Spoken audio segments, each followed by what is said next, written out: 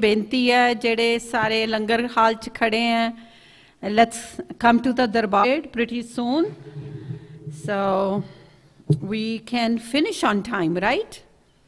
We have, this is the longest group, so remember this is our youngest 6 to 8 years old and the longest group.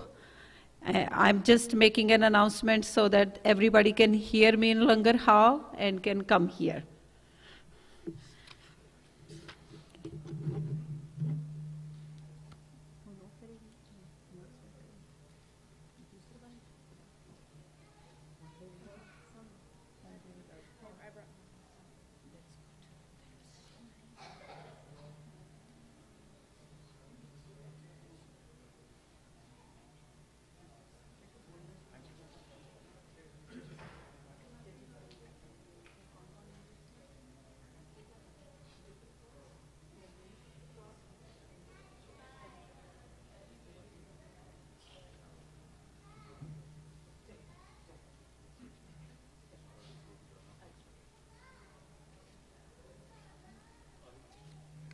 सारे बच्चे संगत जी महाराज का स्वरूप चलिया ते सारे जने खड़े होके आपां पूरे उहदे नाल बाबा जी दे स्वरूप नूं किसी दे घर चले आ ते खड़े हो जाइए सारे जने।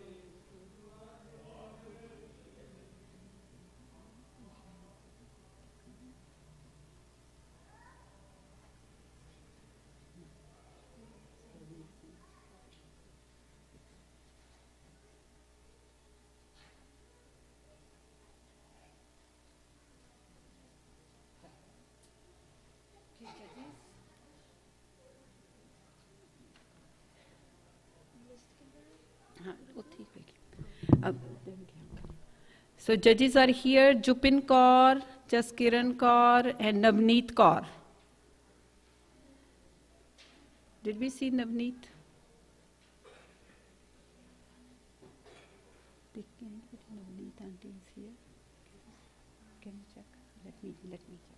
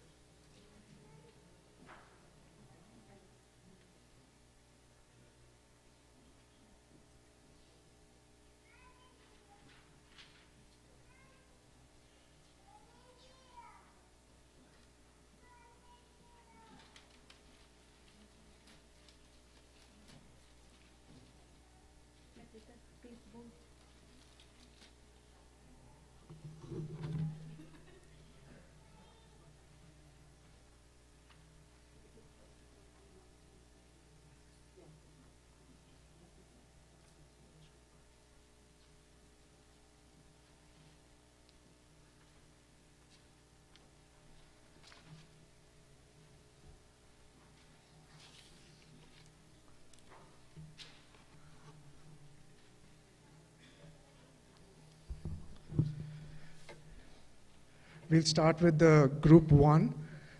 The judges, are you ready, judges? सारे नु बेनती हैगी, please अपने cell phones turn them to silent mode. We want to minimize any distractions today. Judges, please note, you have to sign your declaration at this time, please, if you've not already done it.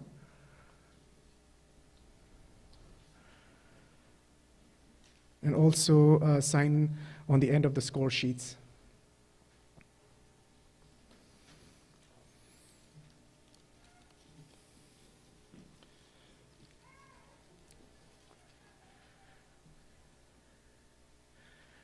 To all the speakers, when your name is called, please do matha take and give your speech. And after the speech, you'd have to do the Chaur Sahib di Seva.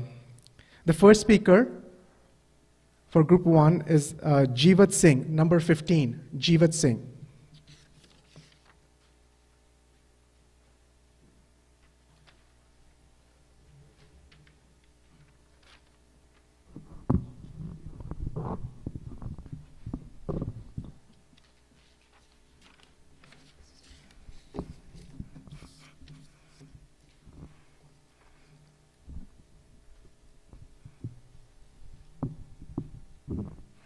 Vaheguru Ji Ka Khalsa, Vaheguru Ji Ki Fateh.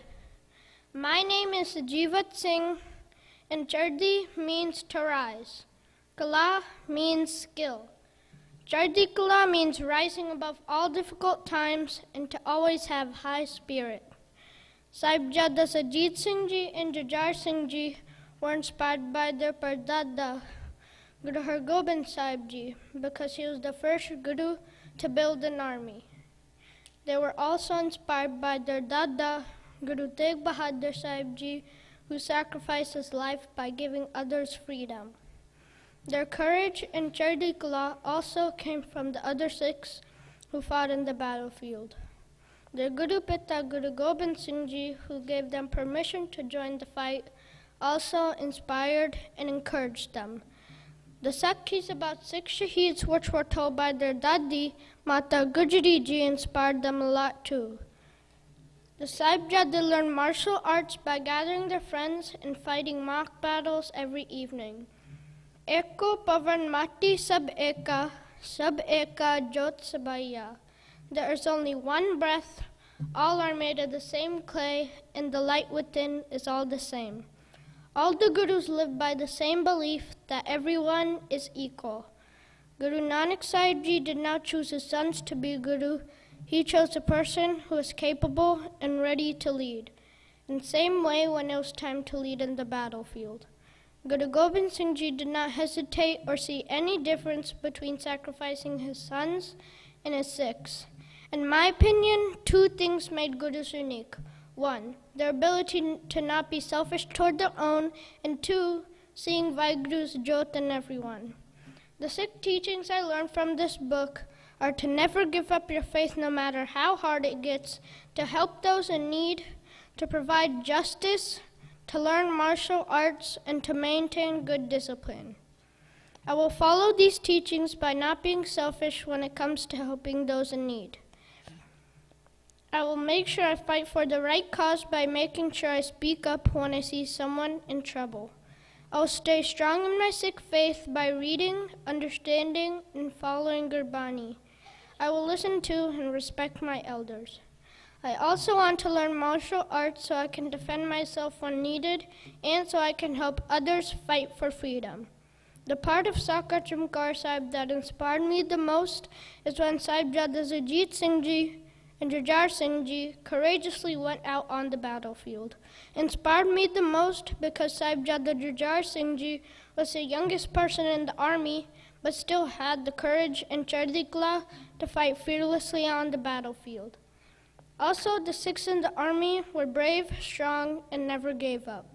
In the end, I would like to say that if you want to be a true Guru Sikh, then it does not matter the age or size. What matters is the love, respect, and trust in your Guru. Vaheguru Ji Ka Khalsa, Vaheguru Ji Ki Fateh.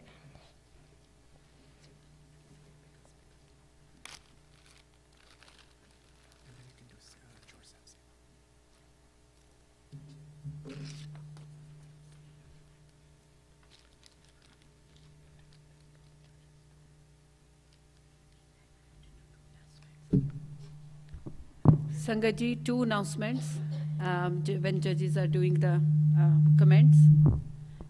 The announcement is number one, when any participant comes and says, Vaheguru Ji Ka Khalsa, Vaheguru Ji Ki Fateh, please ਸਾਰੇ ਜਣੇ ਜੋਸ਼ ਦੇ ਨਾਲ ਉਹਦੇ ਨਾਲ ਜ਼ਰੂਰ ਕਰਿਆ ਕਰੋ ਫਤਿਹ ਦਾ ਜਵਾਬ ਫਤਿਹ 'ਚ ਜੋਸ਼ ਨਾਲ ਦਿਆ ਕਰੋ ਤੇ ਨੰਬਰ 2 ਤੇ email was sent to the participants and the parents, but all the Sangat members, anybody is interested to donate for the food and the langar that all the other volunteers have arranged today, it's welcome, and Harman Kaur is outside there.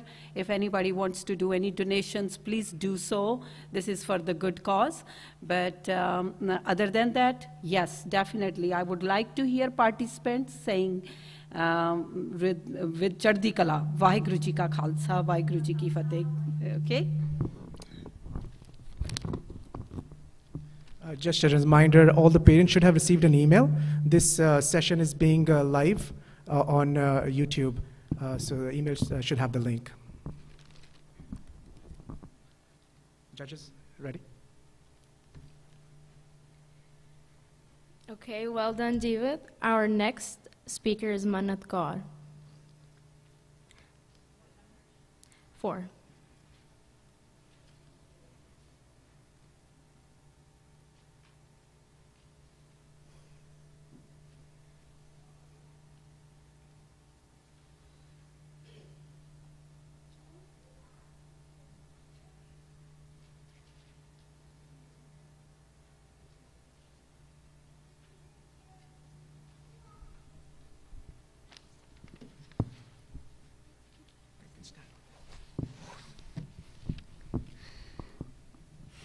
Vaheguru Ji Ka Khalsa.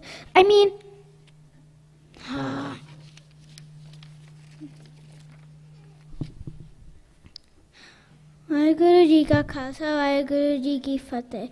The brave and fearless Guru Gobind Singh Ji were engaged for months together in a prolonged battle with the Mughal army outside the fort of Anandpur, where every evening Sahibzada Ajit Singh and Sahibzada Jujhar Singh Ji would gather friends and form two battalions.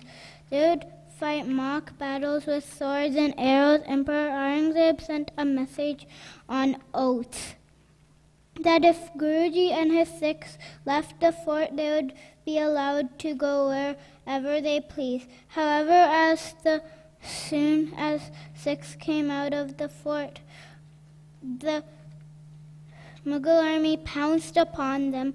A fierce battle was fought on the banks of Sirsa River. Both Sahibzada Ajit Singh Ji and Sahibzada Jujhar Singh Ji also got ready for the battle. The very presence of Guru Gobind Singh Ji in their midst infused spirit of invincible courage with Vaheguru's support. They were ready to face the enemy with determination and courage. No, Guru Gobind Singh Ji did not treat his sons differently than other Sikhs.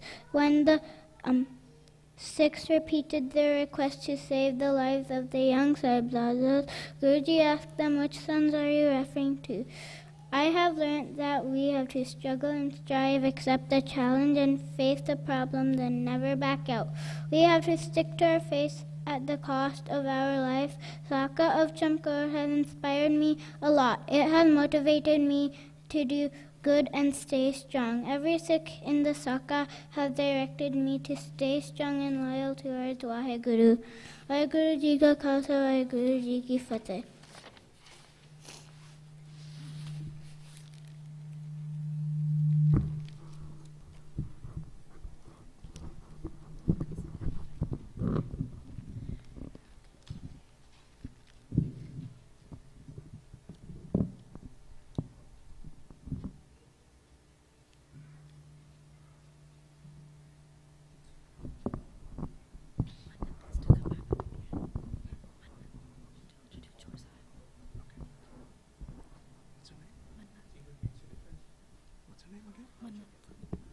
Hello. I think the of distance will be fine. If it's too close, it's going to make a big difference. Third distance.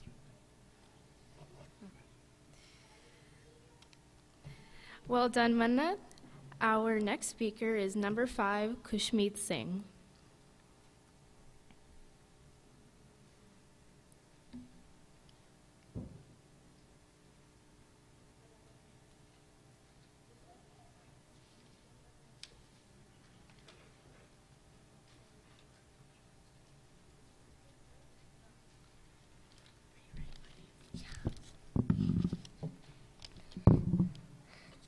Vaheguru Ji Ka Khalsa, Vaheguru Ji Ki Fateh.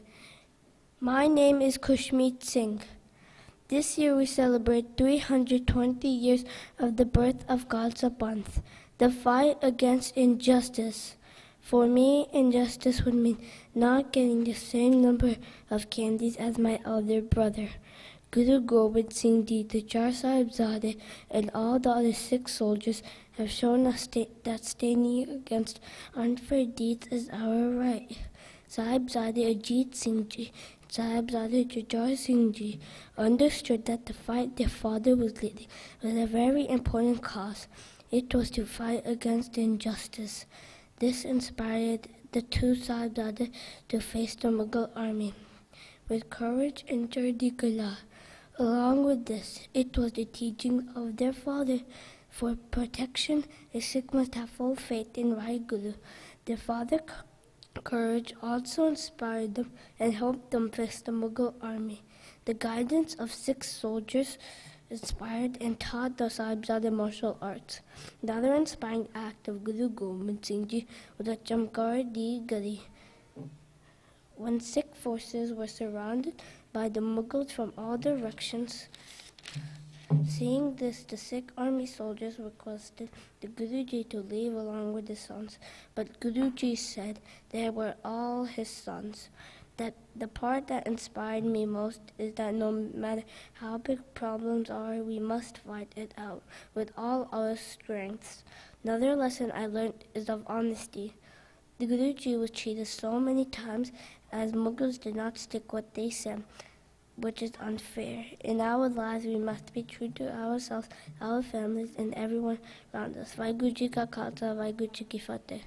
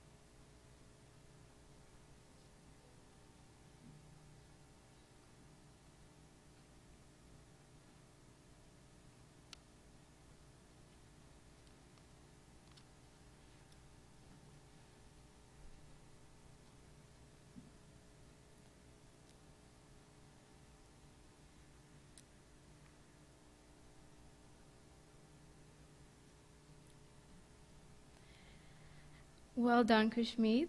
Our next speaker is number 22, Jeevan Kaur.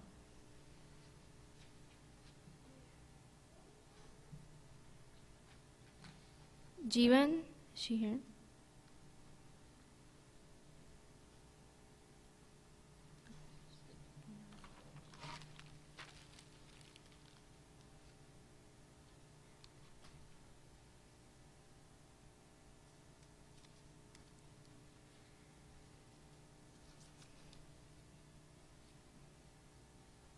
Okay. Our next speaker is number 9, Anhad Singh.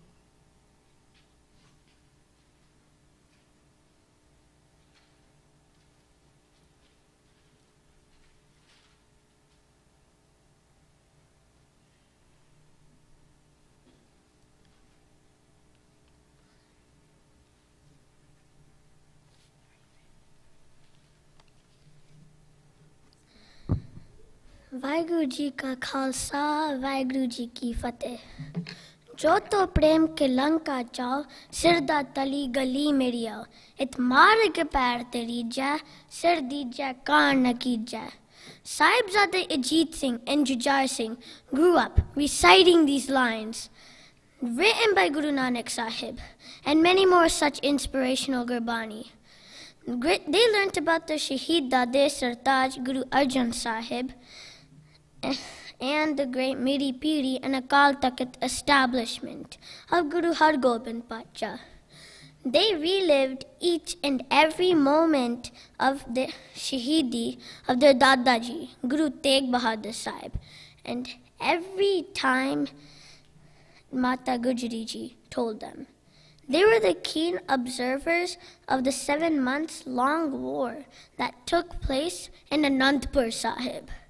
The meanings and messages behind these uplifting hymns and biographies of their forefathers were ingrained so deeply in their minds that they rushed into battle without a second thought. They were trained by the great warrior soldiers of Guru Gobind Singh Ji's army and practiced many mock battles with their friends and soldiers to learn the best strategies of war. Not only Dashmesh Pitta trained his sons, he treated all 6 equally and trained them with the arts of war, along with teaching Gurbani.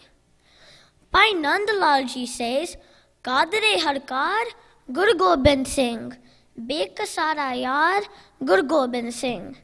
This means Guru Gobind Singh Ji is capable to tackle any problem and issues. He is the friend and caretaker of whoever needs support. A guru who loved each and every Sikh so much that he was named Dashmesh Pitta by everyone. I like the lines repeated in our Das as Ne manya de man, ne tanya de tan, ne otya de ot, ne asriya de asri, ne gatya de gat, ne patya de pat. How could Guru Sahib Ji differentiate between his Sikhs and his sons when he had taken care of everyone exactly same? Just like his sons, the Sikhs were reborn by the Supreme Amrit and became the beloveds. चिड़ियों से मैं बाज लड़ाओ गिद्धरों से मैं शेर बनाओ 1.25 लाख से एक लड़ाओ तबे गोबिंद सिंह नाम कहो. He showed his love by giving his sons the same opportunity as others to fight in the battlefield and become martyrs. इन पुत्रों के शीश पर वार दिए चार मुए तो क्या हुआ जीवत कई हजार. While reading the Sakhi of Chamkar Sahib, I was influenced by the Chardi Kala of the Singhs in the face of death. The sheer enthusiasm to fight for the noble cause was astonishing and inspiring at the same time. Only a small group of Singhs going out to battlefield to fight 10 lakh enemies is extreme Chardi Kala. There are 2 things that inspired me the most. The first one, I am motivated by the dedication of Sahibzade to learn the martial arts, which I hope to learn as I grow up and make it my way of life. Secondly, I learned to stand your ground against all odds. I too pray to Guru Sahib Ji to grow up to be that mighty oak which stood its ground as a little seed. Sura so pehchaniya jo lara deen ke het purja kat mara kabu na chada khet. Vaheguru ji ka khalsa Vaheguru ji ki fateh.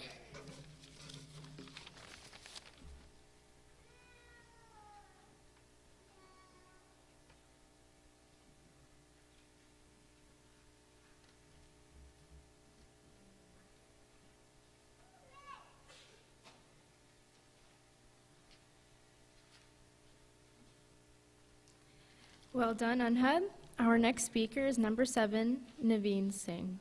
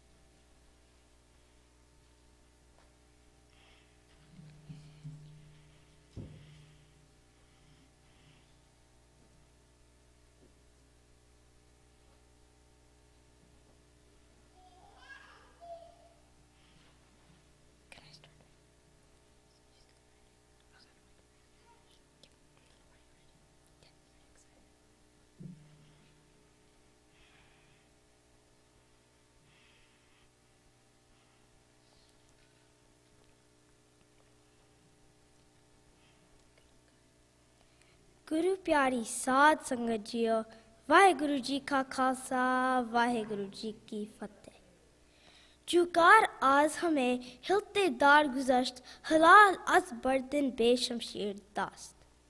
When all the ways for solving a problem are exhausted, only then taking your hand to the sword is right. This well-known quote from Guru Gobind Singh Ji sums up the spirit in which the Khalsa was founded. The Khalsa would protect, not destroy. It would fight when there was no other choice. Guru Gobind Singh Ji realized that sometimes you must fight to live in peace. The Khalsa was a sword for the Sikhs when all else failed. Guruji's sons represented the Khalsa spirit, and that is why I am proud to talk about their sacrifice today. How did the Sahibzades learn their skills, and what inspired them to fight with such courage against the Mughals? To be a Khalsa, one must learn to be a warrior. Guru Gobind Singh Ji's sons learned the martial arts by watching and learning from their father, who was the living embodiment of the Khalsa. Guruji also encouraged his Khalsa to train in the art of war. He believed the Khalsa must always be prepared to fight.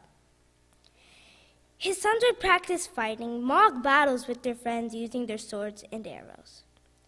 These battles with their friends would prepare them to fight the Mughals when the time came. However, training alone does not make a Khalsa.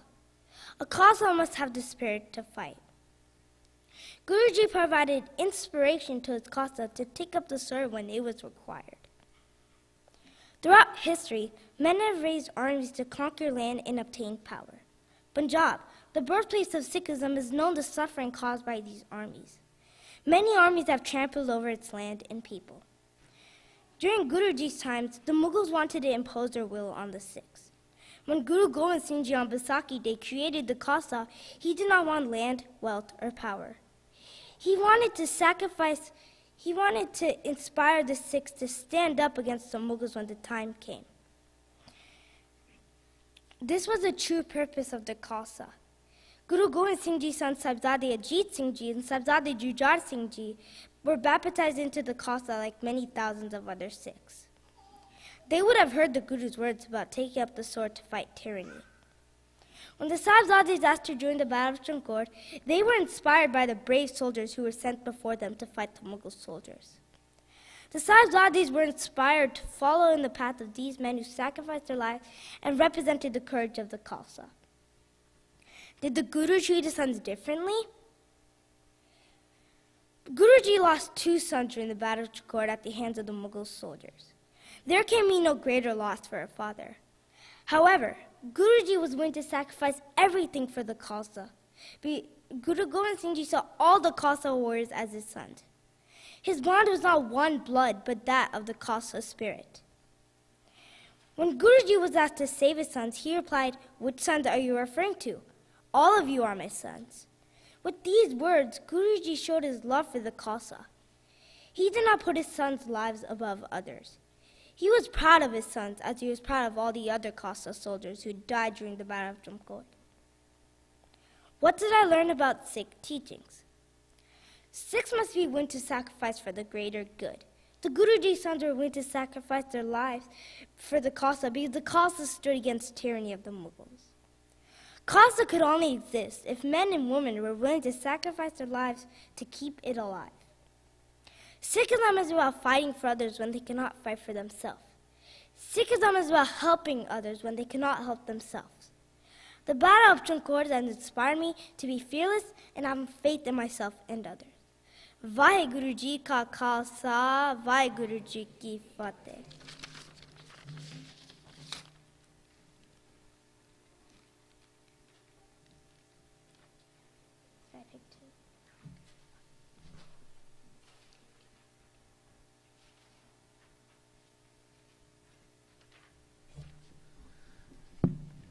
I would like to request all the parents, please, with the younger children, let's avoid any distractions while the speech is in progress.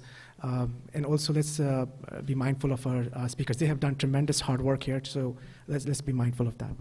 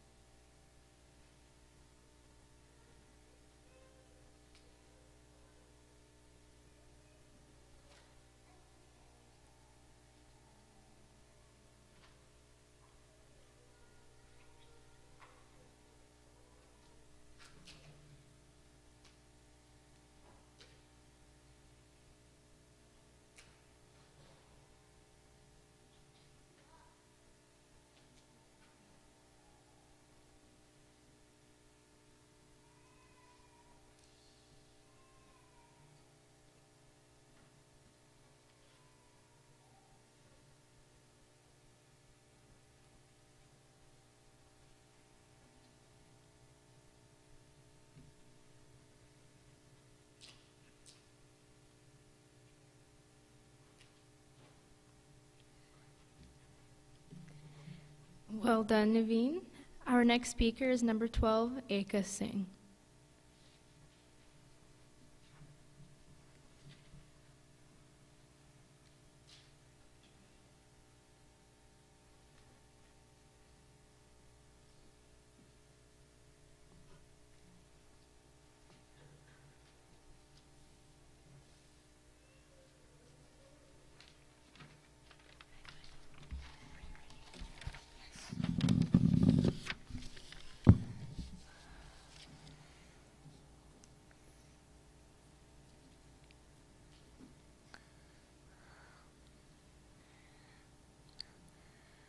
गुरु प्यारी सात संगत जी आओ फतेह सांझी करिए वाहिगुरु जी का खालसा वाहिगुरु जी की फतेह.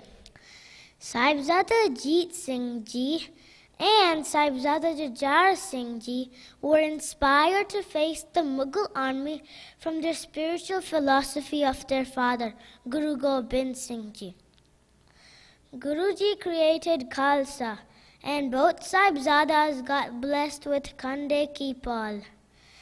They adopted the 5 emblems of a true Sikh: Kes, Ganga, Kara, Kirpan, Kashera, a constant reminder of devotion and courage.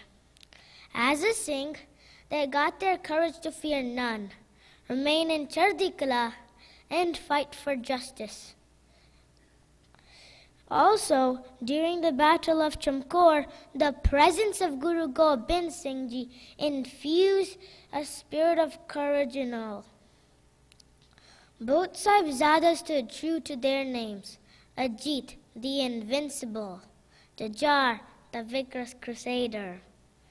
Growing up, both practiced Gathka, learned horseback riding, and the necessary skills of a soldier. Every evening, they would form 2 groups and fight mock battles with swords and arrows. Guru Gobind Singh Ji treated his sons and other Sikhs alike at the Battle of Chamkor. After the 3 batches of Sikhs sacrificed their lives fighting against a huge army, the remaining 6 asked Guruji to leave the fort along with his young sons to save their lives. Guruji responded, "Which sons are you referring to? You all are my sons." Guruji blessed his sons to go to the battlefield and sacrifice their lives.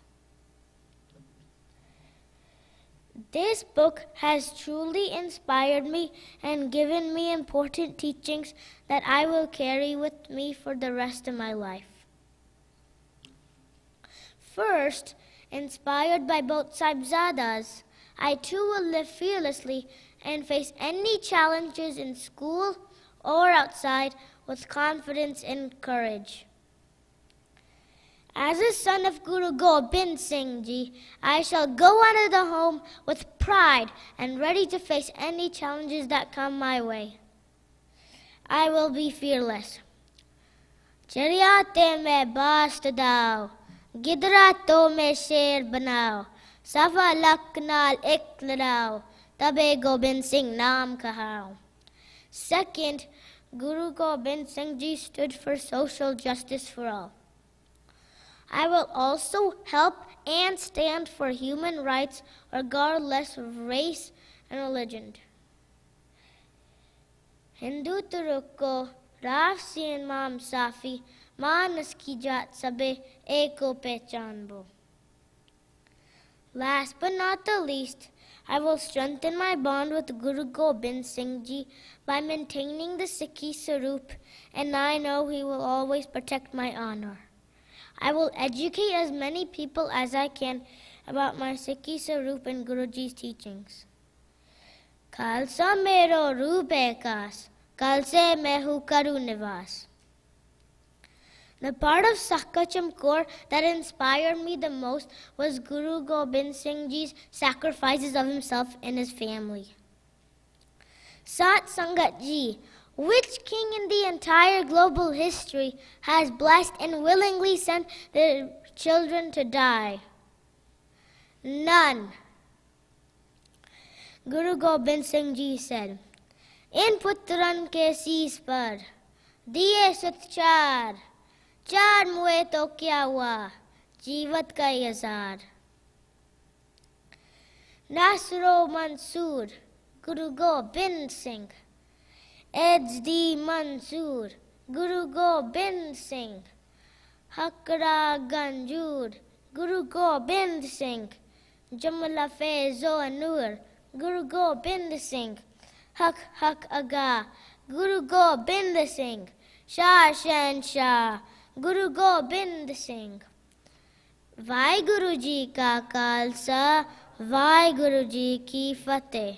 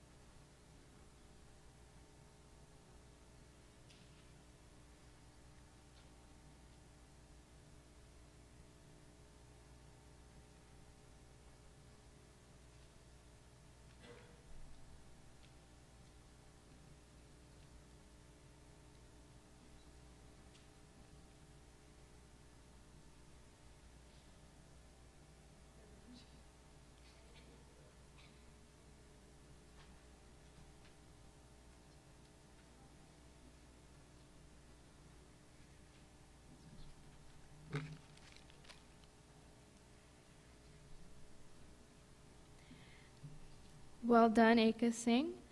Our next speaker is number 16, Pius Veer Singh. 16.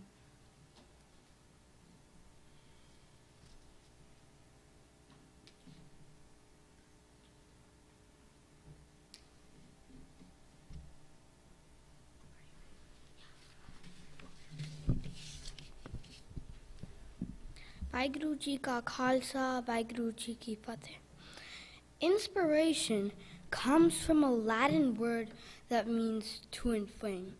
It is like blowing air over a low flame to make it grow. And this is exactly what happened with Sahibzada Ajit Singh and Sahibzada Jujhar Singh.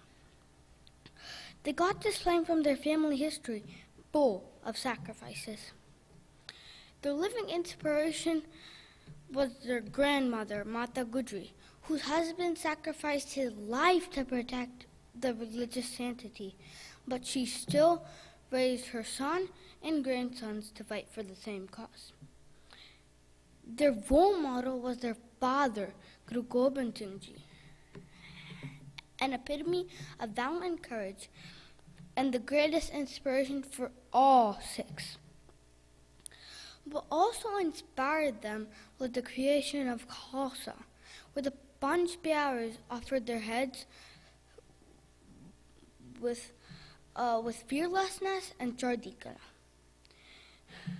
Like all other Sikhs, the Sahibzadas also followed the holy order. The company of those brave and the finest Khalsa warriors motivated them to train on Sikh martial arts. Fighting mock battles on the playground prepared them to Sikh martial arts on the battleground. Guru Gobind Singh Ji treated his sons like all other Sikhs, and there is enough evidence to this fact in the Sakacham Kaur. 1. Despite the multiple attacks on the fort of Anandpur and the repeated requests from his Sikhs, the Guruji did not make any attempt to send the Sahibzadas to the safe havens. 2. On the banks of Sirsa, when Sahibzada Ajit Singh got stuck due to the Mughal attack, the Guruji did not turn back to provide any additional support. Even when the Chote Sahibzade got separated, the Guruji did not halt his contingent to locate and rejoin them. 3. He asked no special concessions from Aurangzeb or any Mughal general to treat his sons differently or to be left unharmed. Last but foremost, he believed that 6 sacrifices would lay the strong foundation and would uproot the Mughal Empire, and he proved it when the time came. He allowed both the Sahibzades to go out and fight like all other Singhs in the similar formations without any additional protection. The Sakacham Corps taught me some very useful lessons. First, it reinforces my belief in the Gurbani. If Guruji and his Singhs can perform daily prayers even when at war, so can we. I attend Kirtan Samagams and Vaiguru Simran. I also recite Kirtan Surla daily, and now this book inspired me to read Asa Divar too, the Bani of Hope. Second, I learned not to distinguish people on their religion or faith or for the degree of it. Maulvi and the Brahmin lied, but loyal Pathan stood up for the Guruji. I will value people on what they stand for. Third, the Sakacham Corps taught me that outnumbered does not mean overpowered. I may come from a minority, but I can make a big impact. Sawa lakh se ek ladau, tabi Gobind Singh naam kaham. And lastly, it taught me to be fearless. I was scared before I read the book, but I'm standing here today, and speaking fearlessly is the testament of my learning. The part that inspired me the most is when the Sahibzadas volunteered to go out and fight, knowing that they would never come back. They were young, but they had the wisdom and courage to do what they did. At the end of my speech, I pray to God to seek the similar wisdom and courage to fight my battles of the current times. De Shiva Baramoe Shubakara Manate Kabahu Nadaru Arson Japachahe Laru Nishchekar Apni Jeet Karu Bole Sonehal.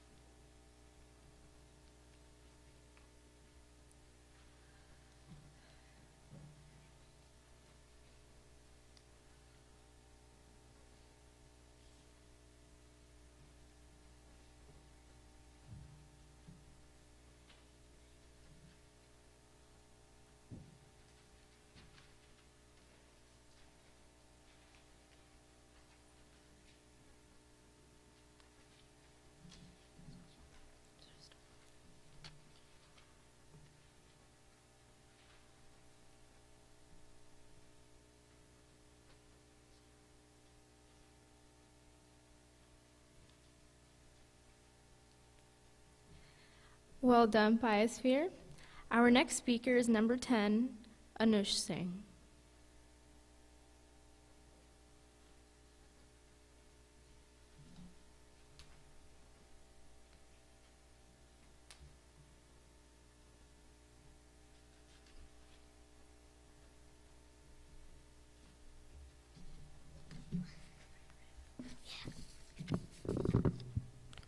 Waheguru ji का खालसा वाहिगुरु जी की फतेह.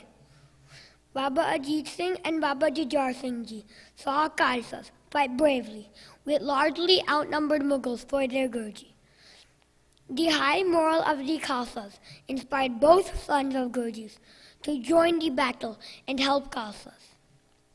They both asked for permission from Guruji to join the fight to protect their religion. Even though Guruji's sons were only 19 and 15 years old, but he gave them permission to join the battle. Guruji treated all his soldiers like his own sons. Both Baba Ajit Singh and Baba Jujhar Singh, fighting bravely, sacrificed their lives along with other Sikh soldiers. But Baba Ajit Singh and Jujhar Singh and few handful Khalsa soldiers were successful in forcing thousands of Mughal soldiers to run away from the battlefield, as they saw Mughal soldiers dying all around them.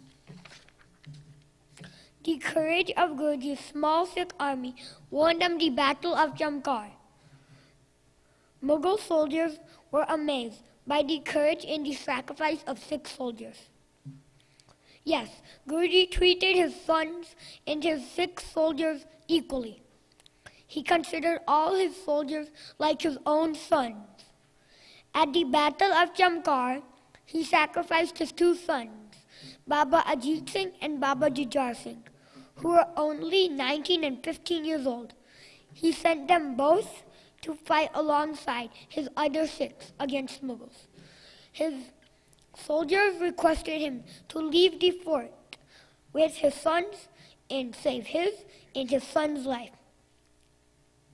But Guruji said that those Sikh soldiers dying on the battlefield are also his own, and he loves them just like his own sons.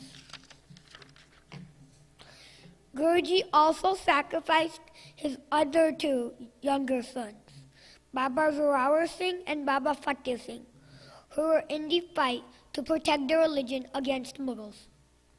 Sikhism teaches me to love and respect every religion.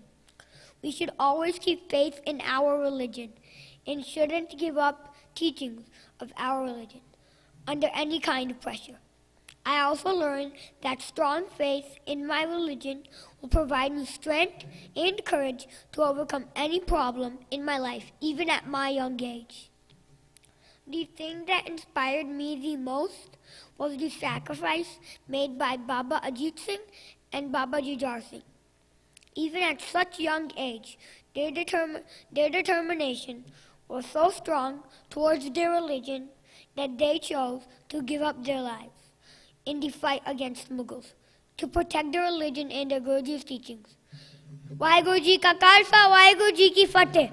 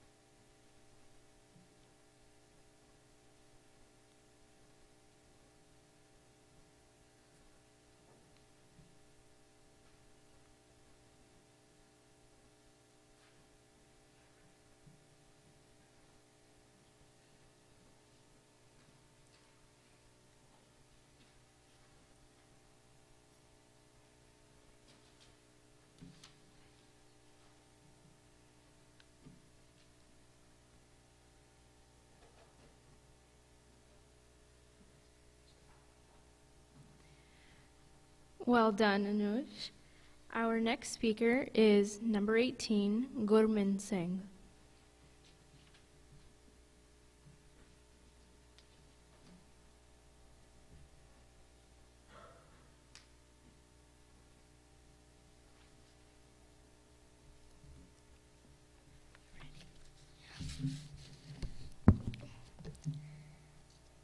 Taram het saka jinkiya, seestia persidinadia.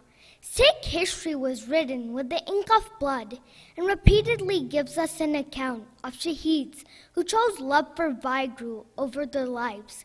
Guru Nanak Dev Ji spread the message of compassion, love, dedication, worship of one God, and the commitment to peace and harmony for all of the world. The following Gurus carried his legacy.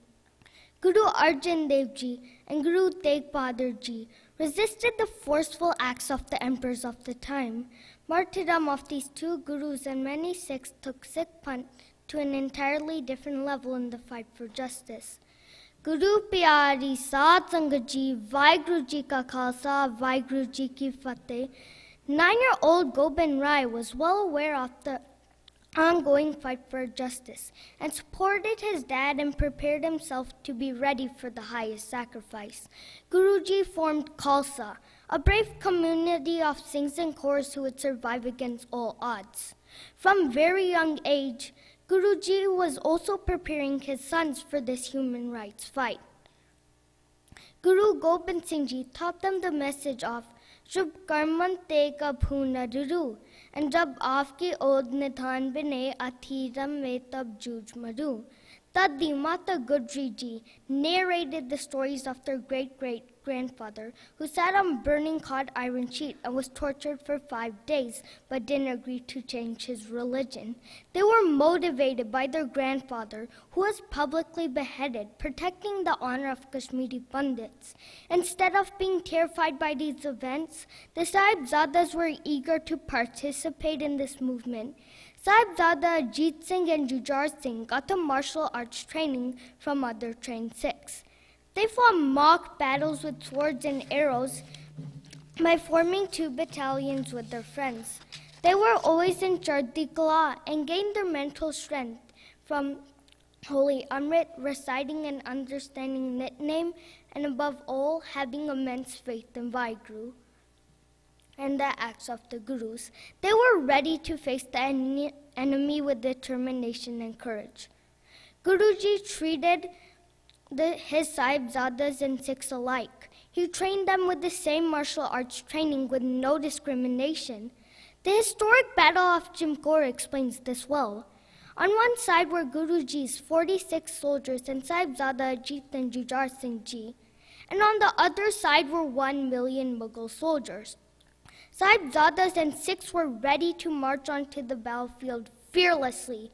Guruji sent batch of 5 soldiers to go outside Champur fortress to face the enemy directly. First batch slaughtered hundreds before sacrificing their lives.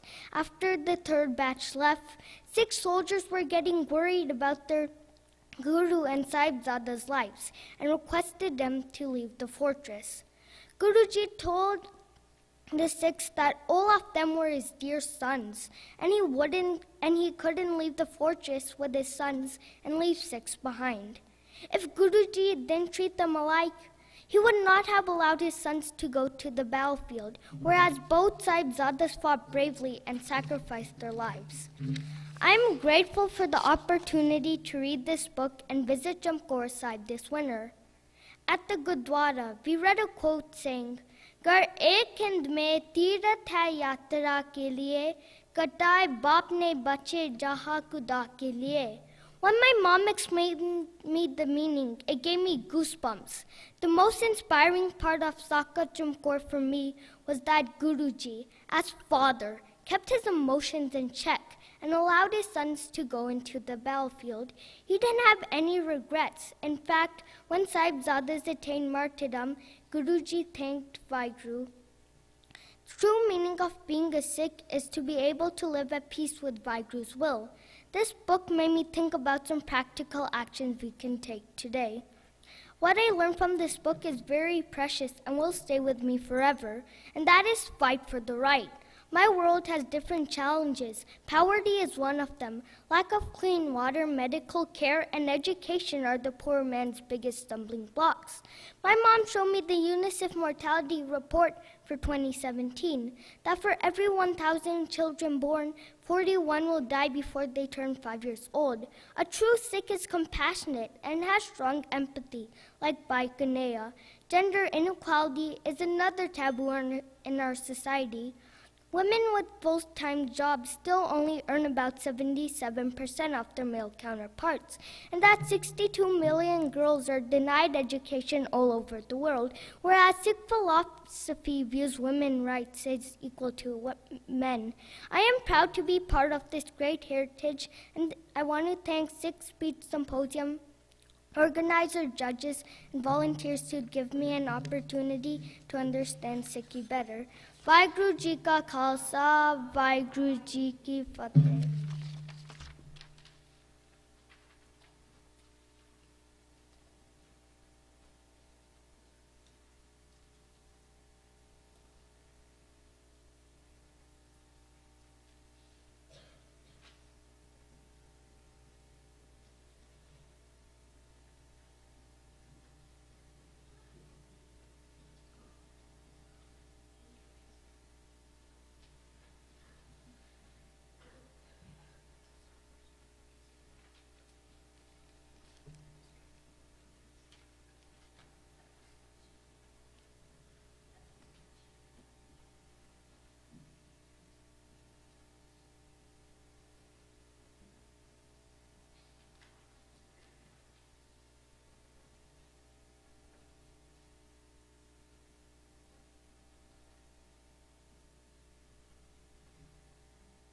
Well done, Gurman.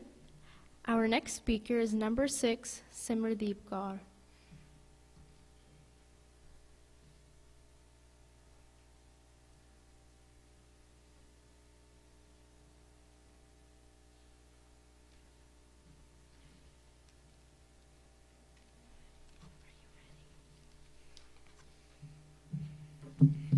Vaheguru Ji Ka Khalsa, Vaheguru Ji Ki Fateh. Do you know about Sakha Chamkar Sahib? If not, let's talk about it. The word Sakha marks a remarkable moment where someone stood for a rightful cause. The Battle of Chamkar Sahib is true historical Sakha, where Guru Gobind Singh Ji and his handful of Sikhs stood and fought for their rights. It happened in December 1704. When thousands of Mughal soldiers attacked Guruji and his 42 Sikhs. Sahibzada Ajit Singh Ji and Jujhar Singh Ji were also with Guruji. It was bitter cold night, and the battle was a furious that any father of the world would have sought escape of their children. But it was the Sacha Pacha, the true king, who didn't differ between his soldiers and sons. Also, the Sahibzadas got a bravery in their blood, as their grandfather Guru Tegh Bahadur Ji created unparalleled example of bravery by sacrificing his life to protect the innocents. Sahibzada keenly asked for Guruji permission to go fight the Mughal army. Guruji was happy to see the bravery of his sons himself, got them ready for the battle knowing that they won't return. Sahibzada Ajit Singh Ji and Jujhar Singh Ji were raised well. They practiced mock battle with their friends and also demonstrated it on special occasions, where Guruji and others watched and praised their skills. Sahibzada fought for hard and killed numerous enemy soldiers. They fought till their last breath. Sakha Chamkar Sahib was a special battle where Mughals brought a drunk elephant to forcefully open the gate of the Gudi. Guru Gobind Singh sent by Bajit Singh saying, "My lion will fight the elephant." By Bajit Singh showed the courage with Guru's grace and attacked the elephant. He stabbed the elephant with a nagni. The elephant couldn't bear the wounds and turned around, crushing dozens of Mughals under his feet. All 42 Guru Gobind Ji's beloved Sikhs, along with his sons, Sahibzada Ajit Singh Ji and Jujhar Singh Ji, sacrificed their life. Guruji escaped unharmed as per order of Panj Pyare. It is not hard to get inspired by Sakhas like Chamkar Sahib. I learned to stand against injustice even of my life. Waheguru Ji Ka Khalsa, Waheguru Ji Ki Fateh.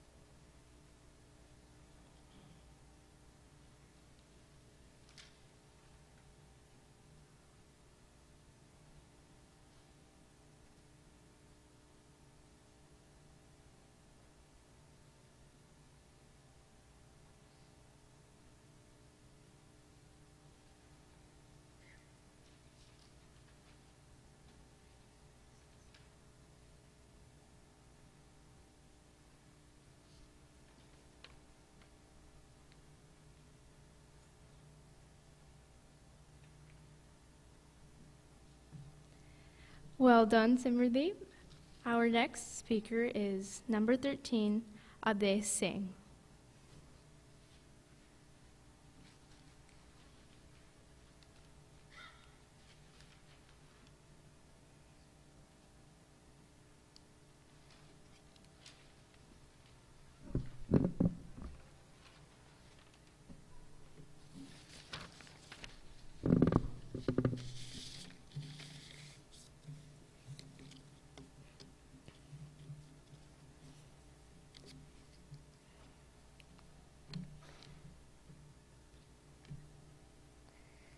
गुरु प्यारी साथ संगत जी आओ फतेह सांची करी वाहिगुरु जी का खालसा वाहिगुरु जी की फतेह.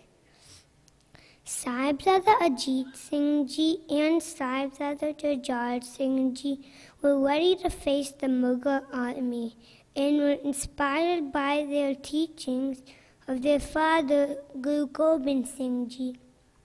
They were also blessed with the Kane Keeper at a young age, which reminded them that they belonged to Vaheguru. As they sing, they got the courage to fear none, remain in Chardi Kala and fight for justice. Deshva Mohe hai, Shub Karmante Kabho Nataro. नादरो अरसो जब जायो निश्चय करे अपनी जीत करो. Both Sahibzadas practiced Gatka and horseback riding and how to fight with swords and arrows. Every evening they would gather with their friends and fight mock battles. Guru Gobind Singh Ji treated his sons and other Sikhs alike at the Battle of Chamkor. When the Sikhs asked Guruji to leave the fort along with his young sons to save their lives, Guruji responded, "Which sons are you referring to? You all are my sons." There was no difference between his sons and other Sikhs, Guruji blessed his sons to go to the battlefield and sacrifice their lives. In Puttalan ke sees par diye sutachar, chan muet to kya hua, jeevat kai hazar. This book has truly inspired me and given me important teachings.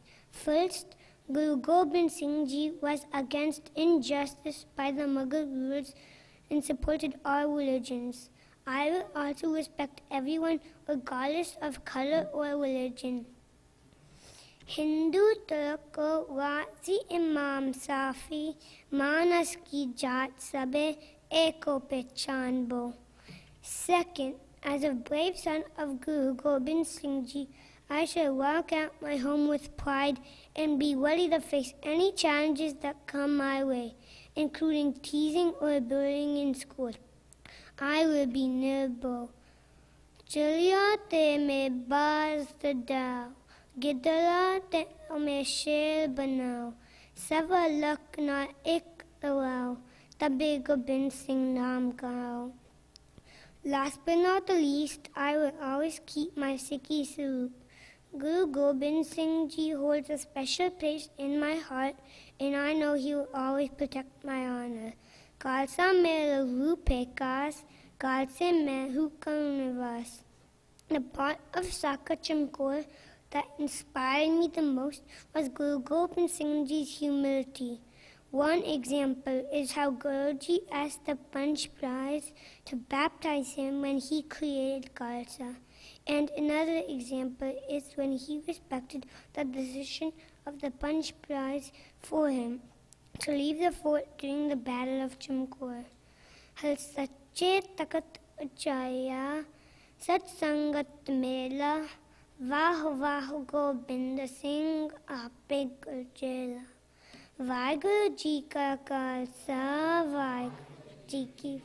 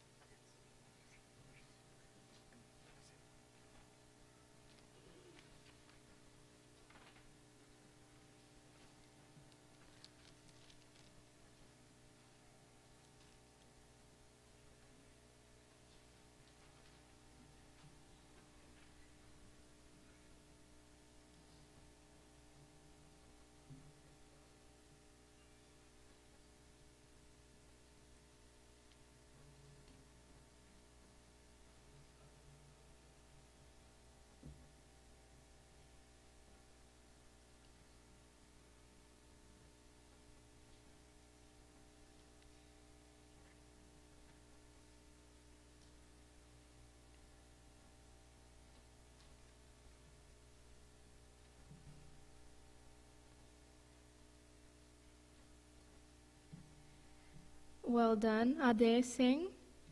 Our next speaker is number 3, Barney Gaul.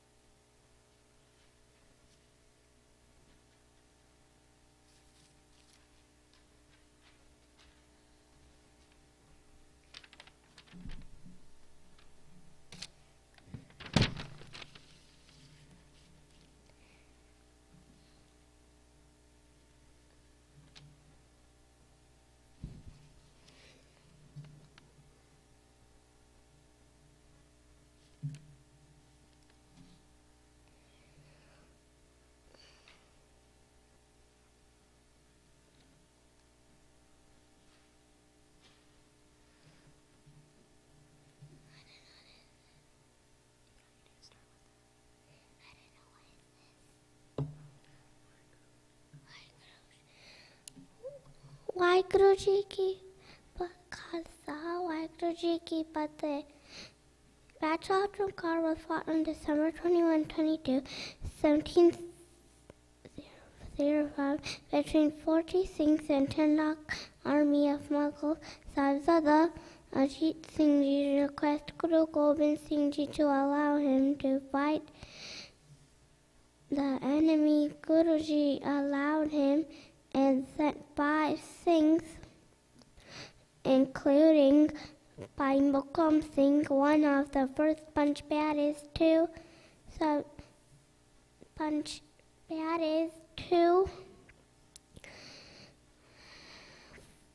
fight Singhs and attacked Mughals, killing hundreds of enemy men. Sahibzada's chest got pierced by a spear during an attack on a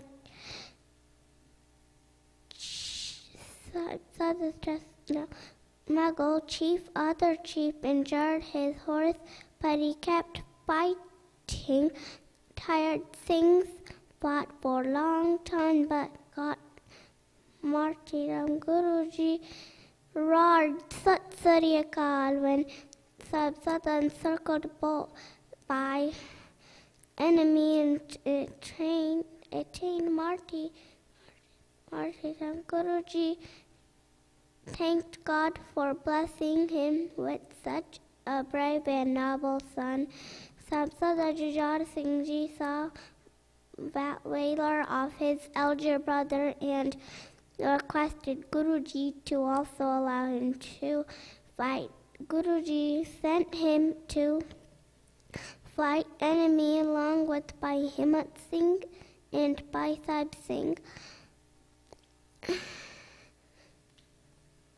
2 of the first Panch Pyares and 3 other Singhs, 6 warriors, killed many of the enemy soldiers. Enemy attacked Sahibzada Jujhar Singh Ji when he was fighting with spear. Seeing that the Khalsa was tired, Guruji shot arrows in their combat area as protection cover. Sahibzada broke cordon but was overpowered by enemy and got martyred. Surah so pachaniye jo lare deen ke het purja katmare mar kabina chade khet. Battle of Chamkar teaches us that the family of Guruji did so much for the Sikhs as they stood for justice. Sahibzadas knew that their forefathers died for the faith and justice. Sahibzadas learned warfare skills, horse riding, archery, and sport play. Anandpur saw the other things being cheated equally on being requested by Singhs to leave Chamkar with Sahibzadas. Guruji refused to leave them and said that all Singhs are my sons.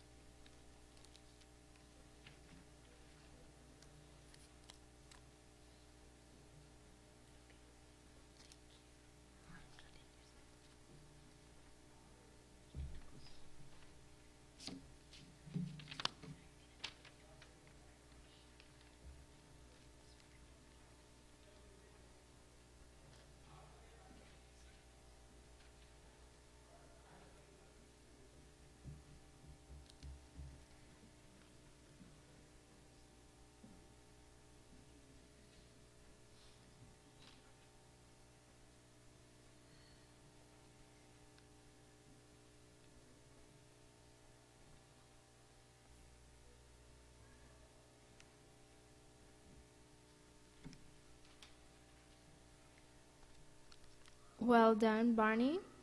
Our next speaker is number 8, Ranveer Singh.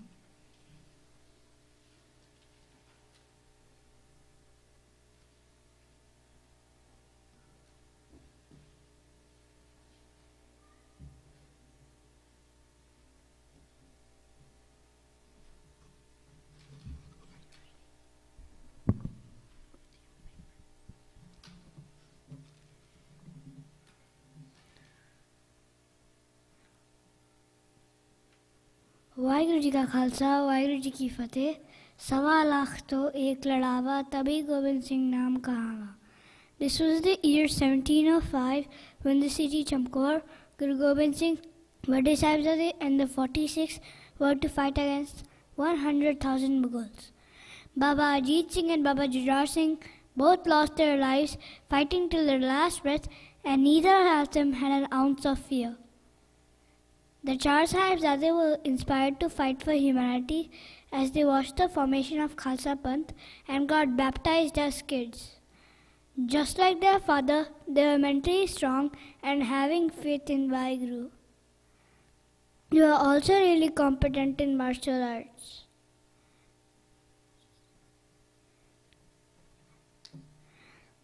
Gatka was practiced in household regularly during childhood. Every evening, as kids, they would gather and fight mock battles with swords and arrows. This brought Vade Sahibzade confidence to fight against the Mughals. We all know how he lost so many brave Sikhs at the Battle of Chamkaur Sahib. Each of them fearlessly went in the battle, knowing that the Mughals were very well outnumbered. While Guru Gobind Singh Ji was leaving the Chamkaur Sahib in the night on the request of Panch Pyare, Daya Singh asks him a question. He says, "Why don't we cover the bodies of your children, Baba Ajit Singh and Baba Jujhar Singh?" Before you leave to that, Guru Gobind Singh Ji replied, "Every Sikh is my child." He treated all the Sikhs at the battle equally. This book taught me one very important lesson. सूरा सो पहचानिए जो लड़े दीन के हेत, प्रजा प्रजा cut मारे कबू न छाड़े खेत. Being a Sikh, I must never quit anything out of fear. To be a true warrior, I will not stand up for myself, but for all the people who need help. The most inspiring part of Chamkaur Sahib was the fearlessness of the Vade Sahibzade, who never hesitated even once to go in the battle. Next time I see a person who is in need of help, the story of Chamkaur Sahib is going to give me courage to step up and take action. Bole so nihal.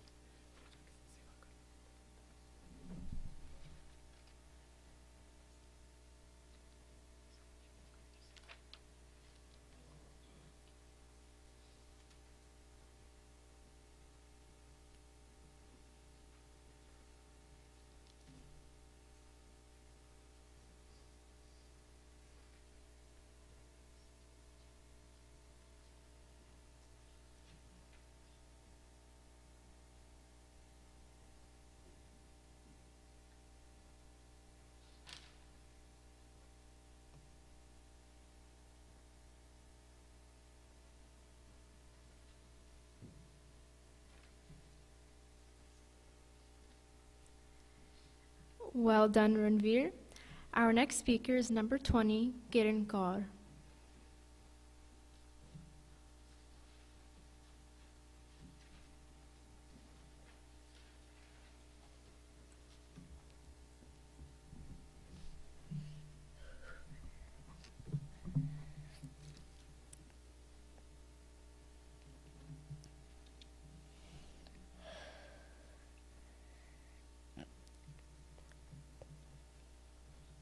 Vaheguru Ji ka Khalsa, Vaheguru Ji ki Fateh.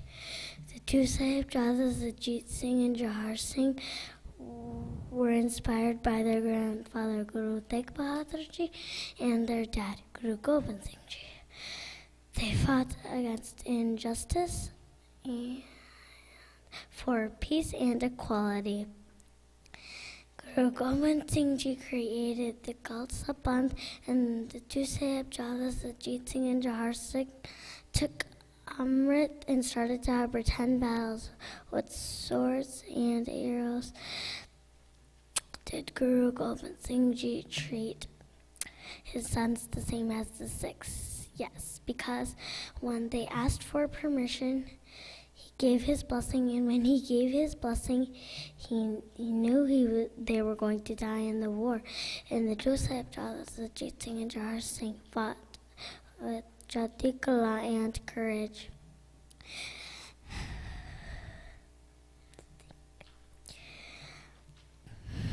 In the Sakasam Core story, I learned 3 main things. 1, don't give up if something looks difficult. For an example, basically right now I was scared to come up, and I didn't know what it was like. But now since I'm up here, I know that it's not scary to come up here, and I will never give up. 2, treat people the same. For an example, my classmates Isabella and Ira, sometimes I treat them differently, and I need to know that it's good to treat people the same, otherwise another person's feelings would get hurt. 3, never break promises. So, I broke a promise about eating dessert, which I was not supposed to eat dessert. And most inspired me is treating people the same, because it would really, really hurt somebody's feelings. Waheguru Ji Ka Khalsa, Waheguru Ji Ki Fateh.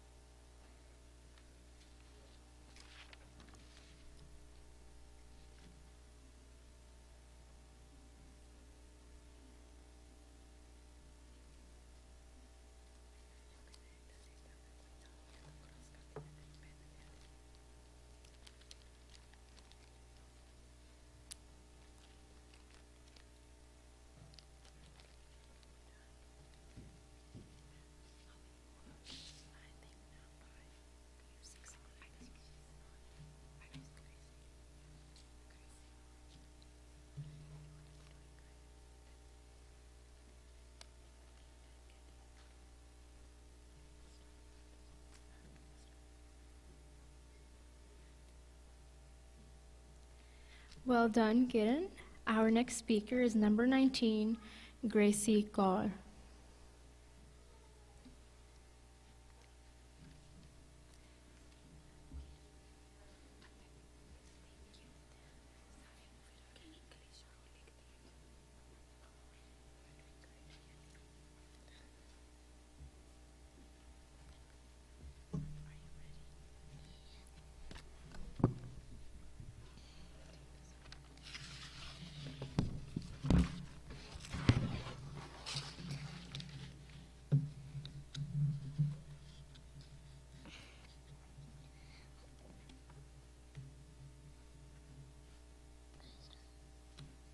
Waheguru Ji Ka Khalsa, Waheguru Ji Ki Fateh. Guru Pyare Sat Sangat Ji, please close your eyes and come with me to visualize December 1704 in Machiwara jungle, where Guru Gobind Singh Ji is going through the forest, barefoot and stepping on the stones and thorns with wounds on his feet. This was the time when he recited the Shabad to Akal Purakh. Mittar pyari nu hal marida te kehna. Now, let me share the story which led our Guruji to travel through the forest. The famous battle of Tumkur Sahib, which is the biggest battle in Sikh history. This battle changed the course of Sikhism. Sahibjada Ajit Singh Ji and Sahibjada Jujhar Singh Ji met Akal Purakh by showing extreme courage and bravery. How can they get such a courage at such a young age? I asked myself, my parents, and then the history. Amrit. Hanji Mere Khalsa Ji, Amrit. Guru Gobind Singh Ji's presence and that of Khande the Bahul infused a spirit of invincible courage among the Sahibjadas. With Waheguru's support, they were ready to face the enemies with courage and determination. Khalsa Mera Mokhe Anga, Khalsa Keho Sat Satsanga. Every evening, Sahibjadas would practice martial arts. They would gather their friends and form 2 battalions and would fight mock battles with swords and arrows. Dehish Baba Mohe Shab Karman Dekabahu Nataro. Guru Gobind Singh Ji never treated his sons differently from other Sikhs. At the Battle of Chamkaur Sahib, when Sikhs requested Guruji to leave the fort with the sons, Guruji replied, "Which sons are you referring to? All of you, my dear sons." During the difficult times, everyone tries to protect oneself and his family from hardships and provide them safety first. But Guru Gobind Singh Ji himself got Sahibjadas ready to jump into the battlefield. A famous poet wrote, "Pala hit mein na se, bole Guru Gobind Singh. Now aao tanpak pe hathiyar sajate, nanhi si kaman, choti si talwar sajate." The teachings that I learned from this book are, you should always accept the Almighty's hukam. In the battlefield, when Sahibjada Ajit Singh Ji and Sahibjada Jujhar Singh Ji attained martyrdom, Guru Gobind Singh Ji bowed his head to Almighty in thankfulness. Jodit Bhavi Sohi Changa Ek Nanak Ki Adase. For Guruji, all Sikhs are his family. Lakshman's Pita's blessings are always with us. We should always fight for injustice and have faith in Waheguru. Because of Guru Gobind Singh Ji's sacrifices and Waheguru's blessings, myself and everyone sitting in the Sangha today gets their Sikhi Sarup. In Pataran ke sis par vaadye suchar, Jaan maut to kya hua, jeevit ke hazar. Waheguru Ji ka Khalsa, Waheguru Ji ki Fateh.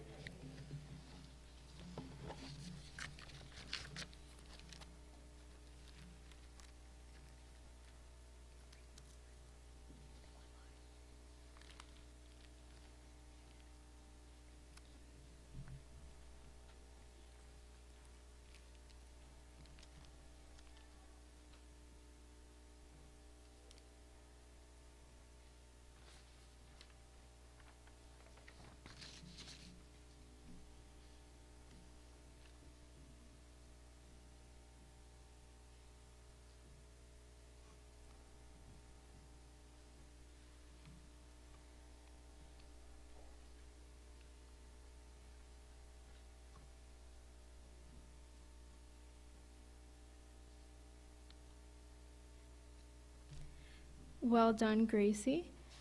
Our next speaker is number 17, Gureen Kaur.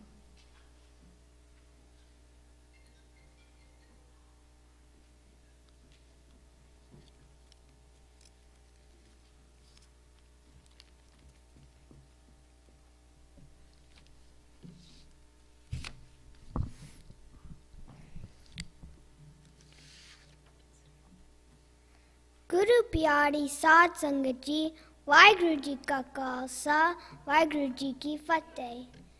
Jad dulda kunche hiddada, takdir badalti kamadi. You and I today enjoyed a beautiful shade off this tree named Sikhi, but Saad Sangat Ji, this tree did not grow big and tall without the painstaking efforts of our great gurus, their children, and many great Sikhs. This book captures the time when the 2 Sahibzadas are getting ready for fulfilling the purpose of their lives.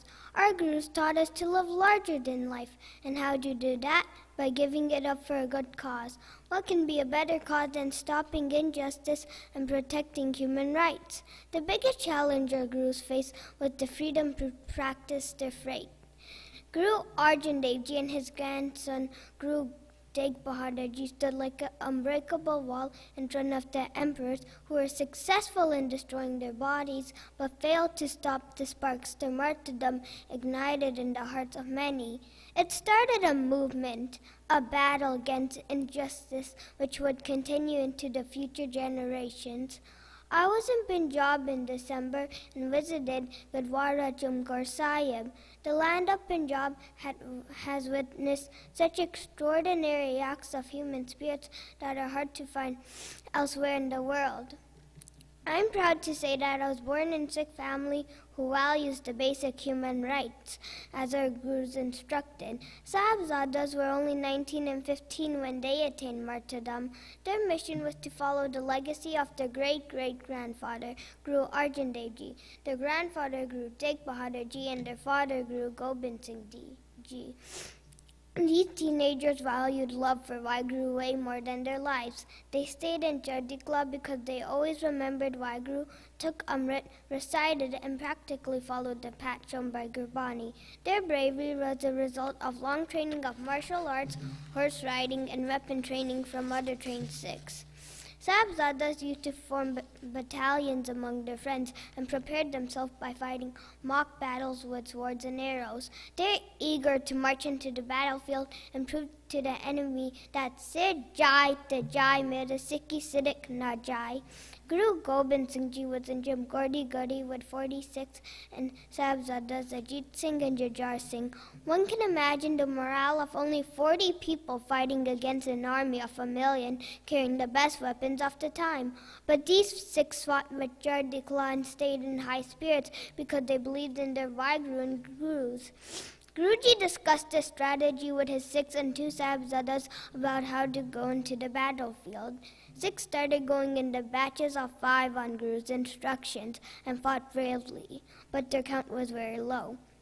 Some Sikhs approached Guru Gobind Singh Ji and requested that he should leave the fortress along with young Sahibzadas to protect their lives. Guruji surprised them by saying that they all were his dear sons and he could not leave them behind. Such was the spirit of Guru Gobind Singh Ji, he treated his Sikhs and sons alike. Jamgor battle proves it, as this was the place where both older Sahibzadas and other great Sikhs attained martyrdom.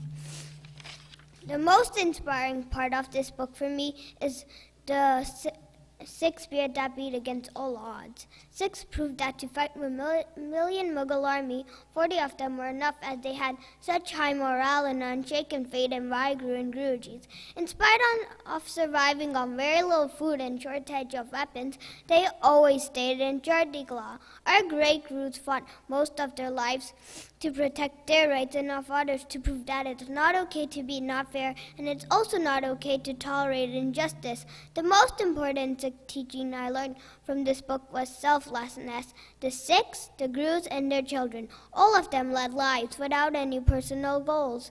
Their life mission was to fight for justice and fairness. The other important teaching for me was that Guru himself was the follower of his beloved Sikhs. It is hard to find such unique quality in any world history. This showed that a true Sikh should be humble and leave his ego behind. If we practice these 2 golden rules in our daily life, that is selflessness and humility, this world can surely become a better place to live. Waheguru Ji Ka Khalsa, Waheguru Ji Ki Fateh.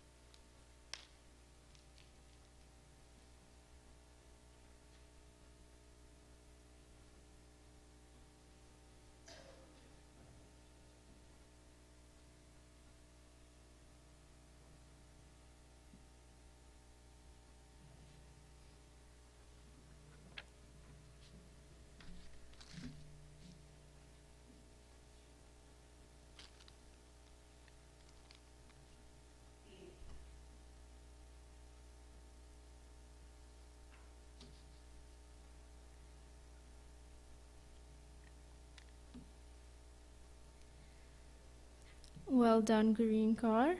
Our next speaker is number 1, Naija Kaur.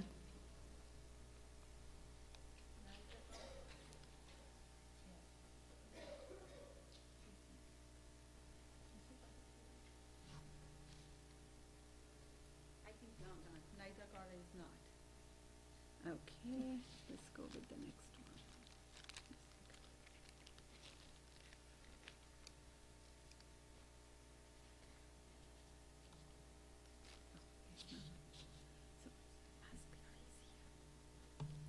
Is Agambir Singh here? Agambir Singh? Let's pass on. This one we will keep because she might come. Judges, last two more to go, so hold on. Let's see if she is here. Suhavi Kaur? We haven't heard from her. Okay.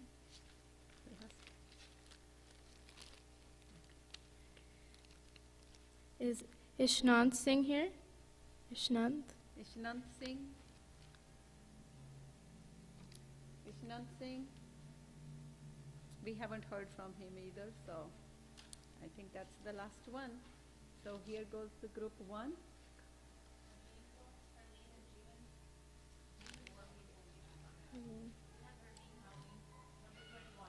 Number 21.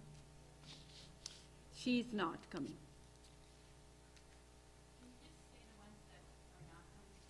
Sure, yeah. Yeah. So we have Naija Kaur, Agambir Singh, Ishnant Singh, and Suhavi Kaur. And they never checked in. And Harleen Kaur and Jeevan Kaur. Yeah, they haven't checked in. Did you make any announcement, somebody on the way?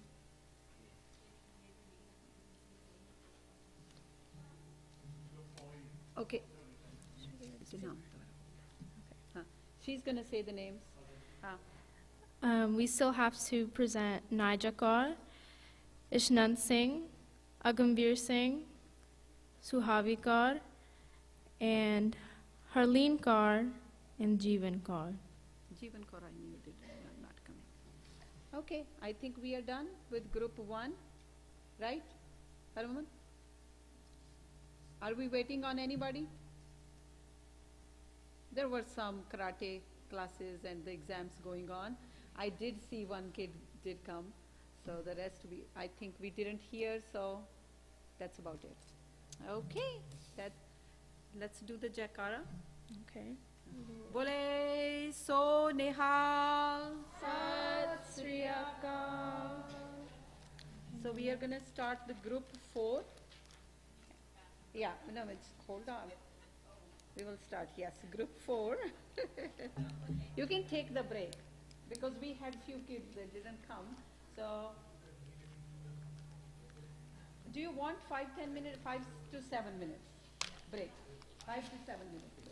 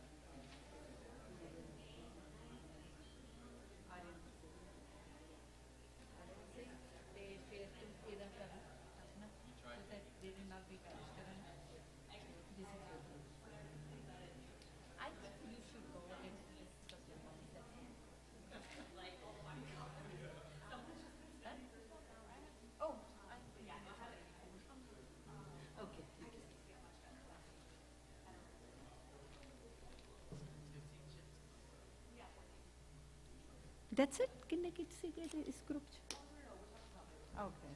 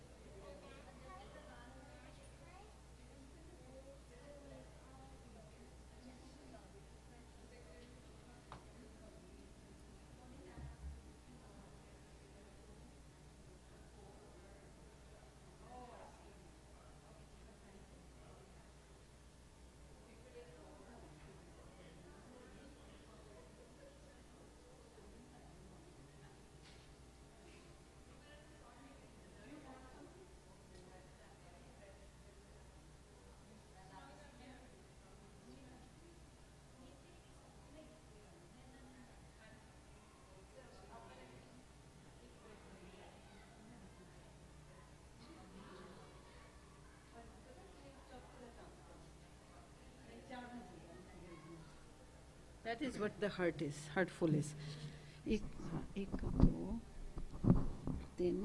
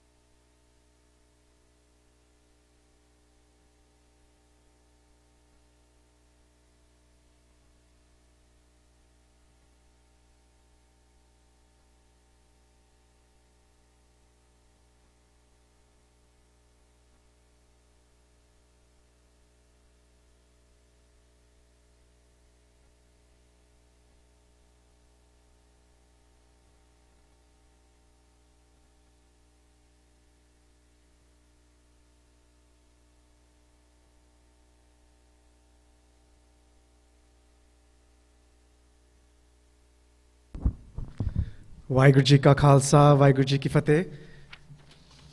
I would like to have everyone come inside the Darbar Hall. We'll start with group 4.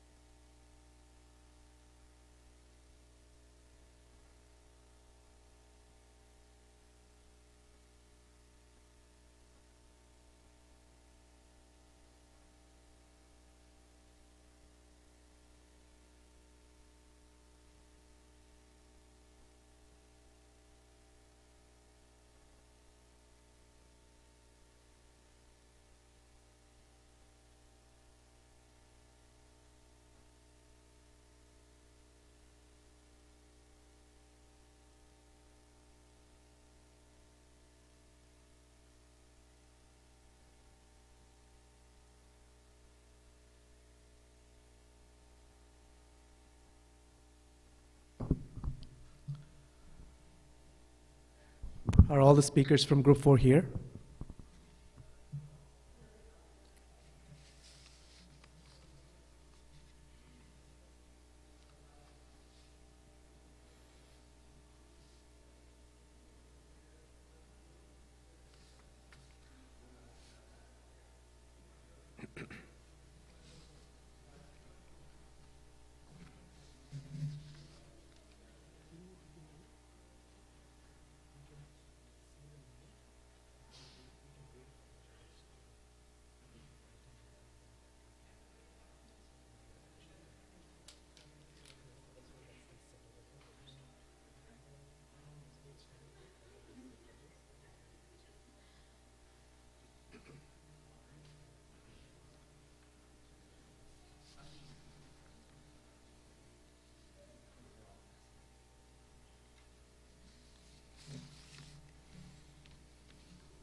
So you want to call them right after they finish? Like when someone finishes, you'll call someone else. Then when they say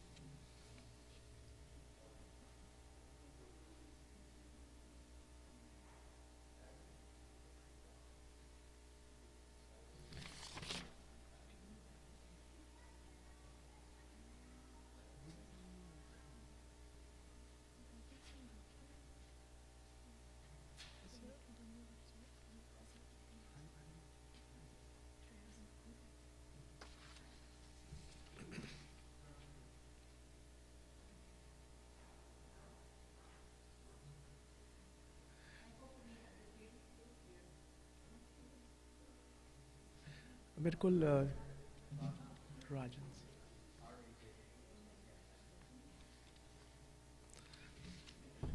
So we have the 3 judges here, Jaspreet Kaur, Reet Singh, Rajan Singh.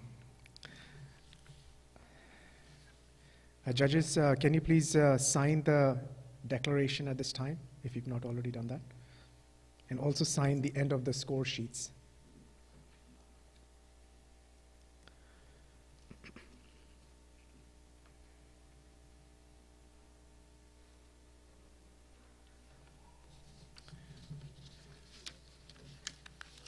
have someone pull up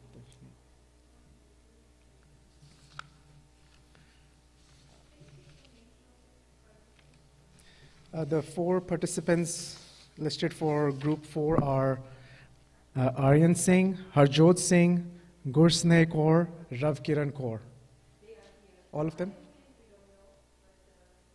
Okay.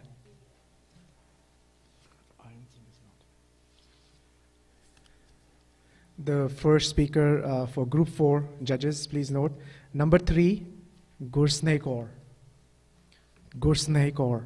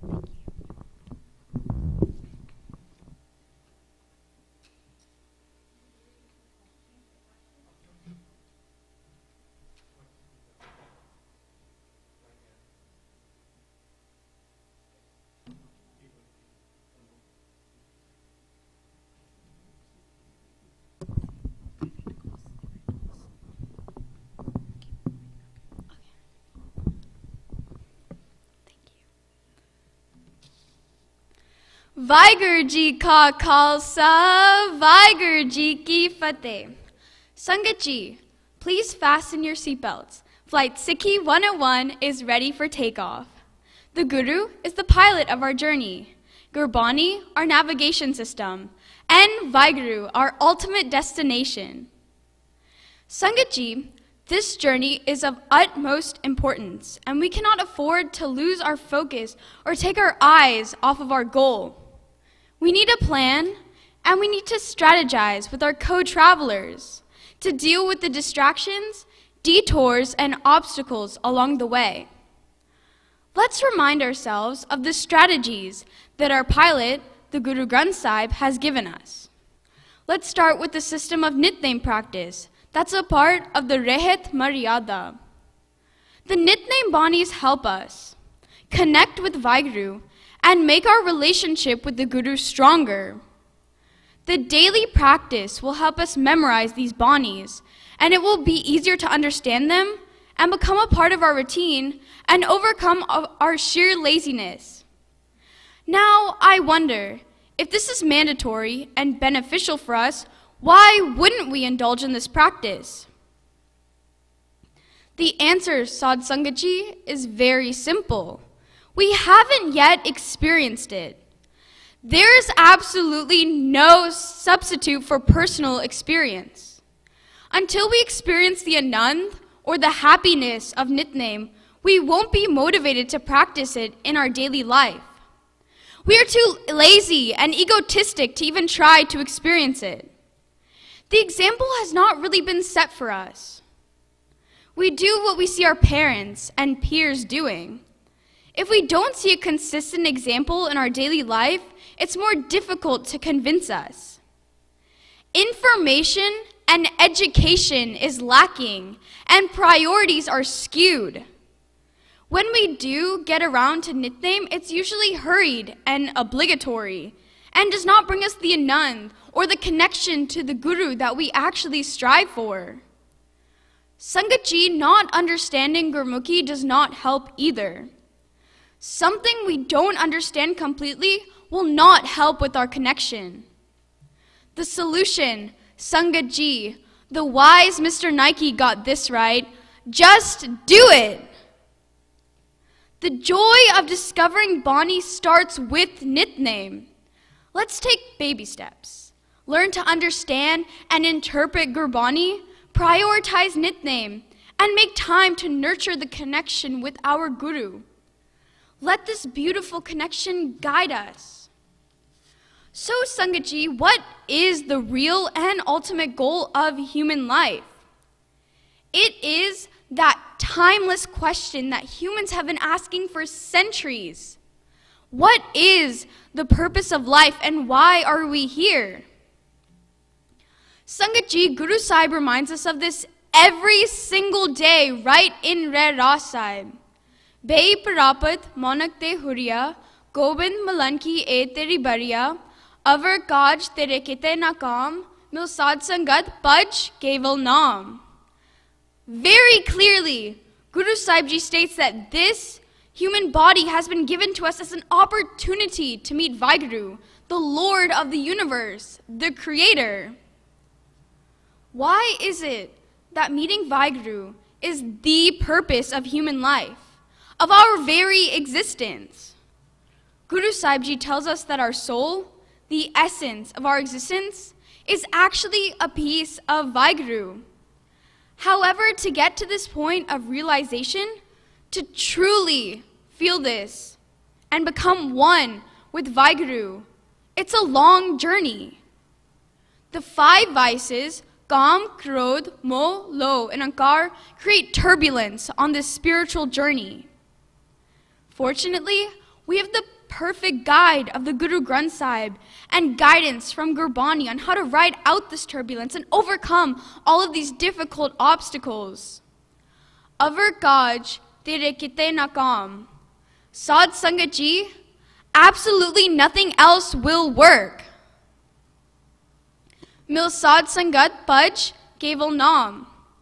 By meditating on Naam with the Sad Sangat, we can accomplish our life's purpose and complete the journey of life to meet our true goal. This epic, spiritual journey is difficult to make alone. We need our Sad Sangat by our side, encouraging each other to do seva, simran, and vichar. As we go about this journey, there are obstacles and distractions and delays and detours, but the Guru and our Sad Sangat keep us focused on our true goal and ultimate destination of meeting Vaheguru. In Japji Sahib, Guruji reminds us about to go on the journey of life in a disciplined, creative, and purposeful way while remaining grounded in hukam with patience, restraint, knowledge, and love. We recite Sohela Sahib as we get ready for the transition from a state of wakefulness to a state of rest and sleep. As my Dadiji tells me, the term Sohela refers to songs of joy that were sung during happy occasions such as weddings. As a bride gets ready for the transition to a new home and new bonds, there's joy and anticipation, but there's also separation anxiety from family and friends. Guru Nanak uses the analogy of a bride departing to her in-laws' house to prepare us for that final union with Vaheguru. Transition to the other side fills her with anxiety, just as a young bride is likely to be filled with these emotions at the prospect of leaving her parents' home. The soothing Bani of Sohela Sahib prepares us to disengage from worldly activity, to retreat, and to reflect, but above all, to give thanks for all that was given and received during our day. Sangat Ji, let's trust our pilot, follow the GPS, follow the flight path, and not let detours and turbulence take our eye off of our true destination. Bon voyage, Sangat Ji. Let's go through this journey in such a way that we don't just meet Vaheguru at the end of our destination, but at every moment of every single day. Vaheguru Ji Ka Khalsa, Vaheguru Ji Ki Fateh.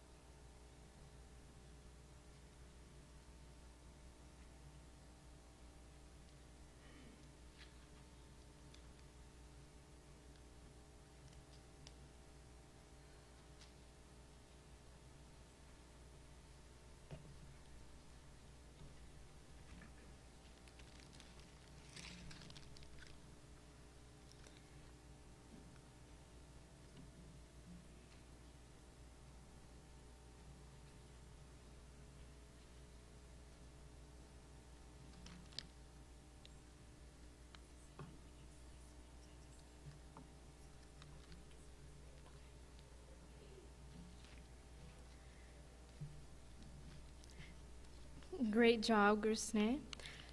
Our next speaker is number 4, Rupkiran Gaur.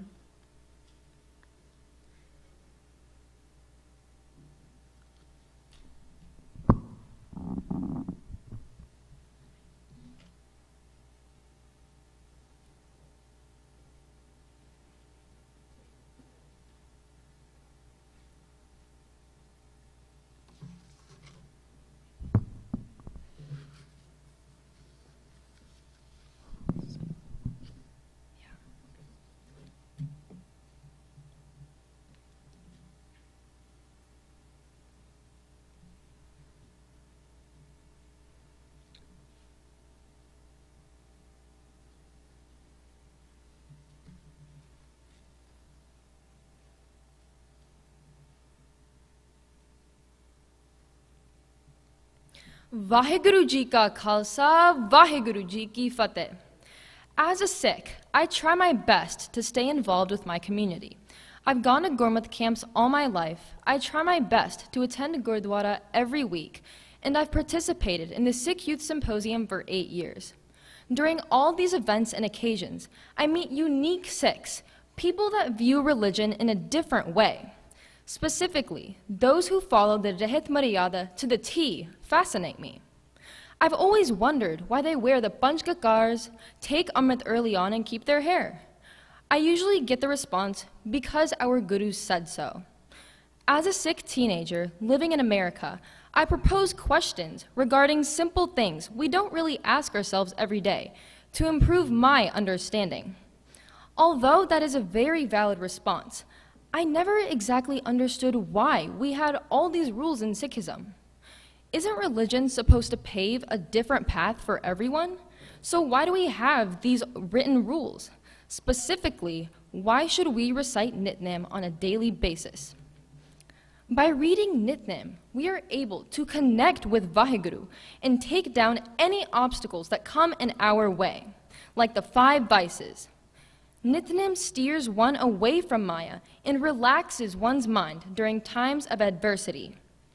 It helps us contemplate on the Guru's divine word and gives us strength and inspiration for the day. The morning Banis energize us and motivate us to carry out our duties, and the evening Banis relax our minds when the day is coming to an end. Bani helps us stay humble in a world where everyone is captured in Maya. Personally, I recite the full Nitnem only occasionally. I grew up doing Reheras and Kirtan Sohela with my family in our prayer room at home. And now I listen to Japji Sahib before I go to school so I can at least get a part of Nitnem in my daily routine.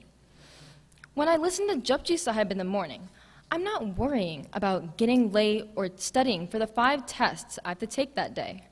I feel free from tension and anxiety, and I enjoy listening to the beautiful musical Bani.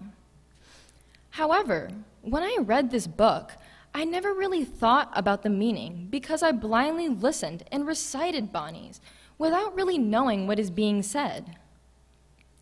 I made Nitnem a ritual, when in reality, I should be understanding and following what the Guru is trying to say to me. In that aspect, I didn't really comprehend the Bani, yet it still invoked positive feelings. However, I can benefit more from Nitnem. I want to be a better Sikh and not indulge in merely following rituals, so I feel inspired to learn and understand what the Guru is saying. To fix this problem, I will dedicate more time to understanding piece by piece. Trying to grasp the meaning of a whole Bani at once can be very overwhelming. By reading a few lines or pauris of Bani daily, I can systematically understand a little bit at a time. Pai parapat manik dohoriya, govind milan ki ehtari bariya. Sad Sangat Ji, our main goal in life as Sikhs is to be one with Vaheguru by getting rid of our ego and protecting ourselves from the 5 vices. Overcoming and giving up our ego is just the first step towards purifying ourselves, because ego is the root of all vices and problems. When ego creates a barrier, one cannot realize their relationship with God and fulfill their purpose. One must submit themselves to God and completely remove all evil thoughts. Hukme andar sabko, bahar hukm na koe, nanak hukme je boje, ta home kehe na koe. Those who believe and accept God's will do not speak in ego. Maya inhibits man's true ability to reach salvation. One becomes arrogant and does not appreciate what is given to them. To counter the 5 vices, one can protect themselves with the 5 virtues: Dharamkand, duty; Gyankand, divine knowledge; Saramkand, endeavor; Karamkand, grace; and Sachkand, truth. In the spiritual state, the mind is free from vices and negativity. Saran jam lag pabjal taranke, janam britha jat rang maya ke. Throughout Guru Granth Sahib Ji, various metaphors are used for people to understand Bani in a different way. While interpreting these comparisons, it is imperative to take into account the historical context. They were written so people centuries ago could relate to them. Particularly, the relationship between the bride and the groom is frequently used. In short, all of us are the brides and Vaheguru is the groom. We hope to live happily and be with our groom forever. In Kirtan Sohela, the end of human life is portrayed as traveling to one's in-laws' house after the wedding. As the bride moves to her groom's house, she is abandoning her old life and starting a new one. In this context, death is seen as a positive event because she is hoping to be one with God, which is her life's purpose.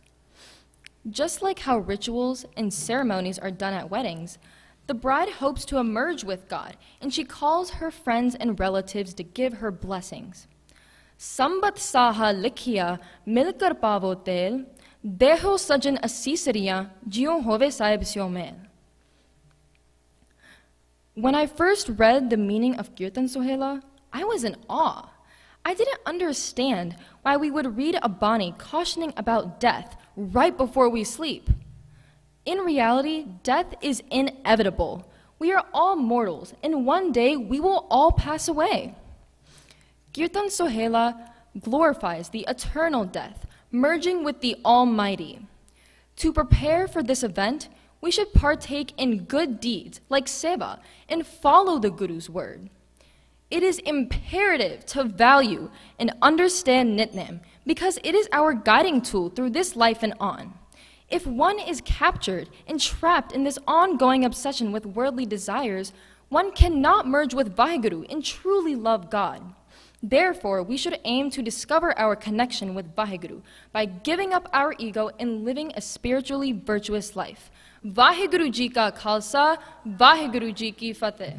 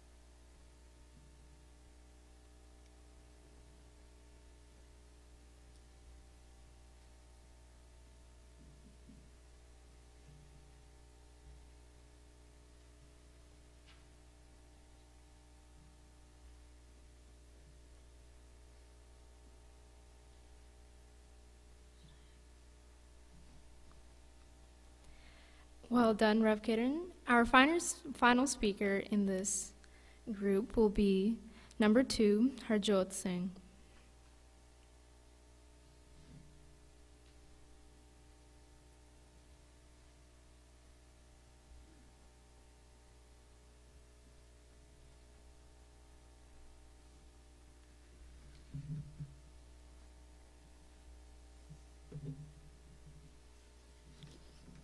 Vaheguru Ji Ka Khalsa, Vaheguru Ji Ki Fateh.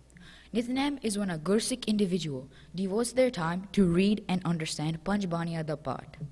But why? Why should we take 1 hour every day to read Path? Why? Why should we use our time like this? Kyun? This is a question I'm going to answer for the Sangat here today. Nitnem has many positive advantages that one can acquire. By the end of this speech, I will leave you guys with the 5 most important or beneficial reasons to do Nitnem. Number 1, an individual is able to commit these banis to memory and memorize these banis by heart, and is able to recite these banis whenever they think suitable. In long journeys, when other resources are unavailable, or when performing religious tasks like cooking langar or cooking prasad. Number 2, Nitnem gives an insight on Guru's lives, heart, mind, point of view, and shows the intervening obstacles they are going over. Number 3, an individual can find new depths of Nitnem every time it is recited, and something new can be learned every time it is said, which serves to enhance spiritual knowledge and understanding. Number 4, Nitnem can help oneself overcome our biggest enemy, which is ego. It can help us separate from Kam, Krodh, Lobh, Moh, Ankar. Us Sikhs consider Nitnem to be a medicine to pull us away or separate us from the disease we call ego. And now, number 5. Reciting Nitnem at any time of day or even daily can arouse inspiration in one's soul. Nitnem can bring calm confidence that ever increases. Nanak naam jahaz hai, jo chade se utre par, jo sharda kar sev de, par utaran har. Bani helps us in our day-to-day life by showing us how to overcome every intervening obstacle in our way. Gurujis have written a path to every solution for most of the problems and has given us the confidence which relates to why we do Nitnem. Many people say, how has Guruji written the solution for every problem when there have been technological advances throughout the ages? This is not the case. Guruji has written every path to the solution and given us the confidence to overcome every intervening obstacle in our path. As we all know, Japji Sahib, Rehra Sahib, and Sohila Sahib are banis that we read during particular times of the day, each to serve its own purpose and to get us closer to Guru. But when relating it to the real aim in human life, it can get way more complex. The real aim in human life, when relating it to common necessities like getting food, water, shelter, and clothing, can be understood on a very simple level. But when relating it to the Gurbani message, it can be understood on a way deeper level. The real aim in human life, according to Japji Sahib, Rehra Sahib, and Sohila Sahib, is in the beginning of Japji Sahib, Guru Nanak Dev Ji refers to Vaheguru as such, meaning true. True in the primal being, true throughout the ages, true here and now, O Nanak, forever and ever true. In the first stanza of Japji Sahib, Guru Nanak Dev Ji talks about the purpose of human life. By living in harmony with Hukam, one can become one of 2 people, a Gurmukh or a Manmukh. According to Guru Nanak Dev Ji, there's 2 types of people in this world, a Gurmukh and a Manmukh.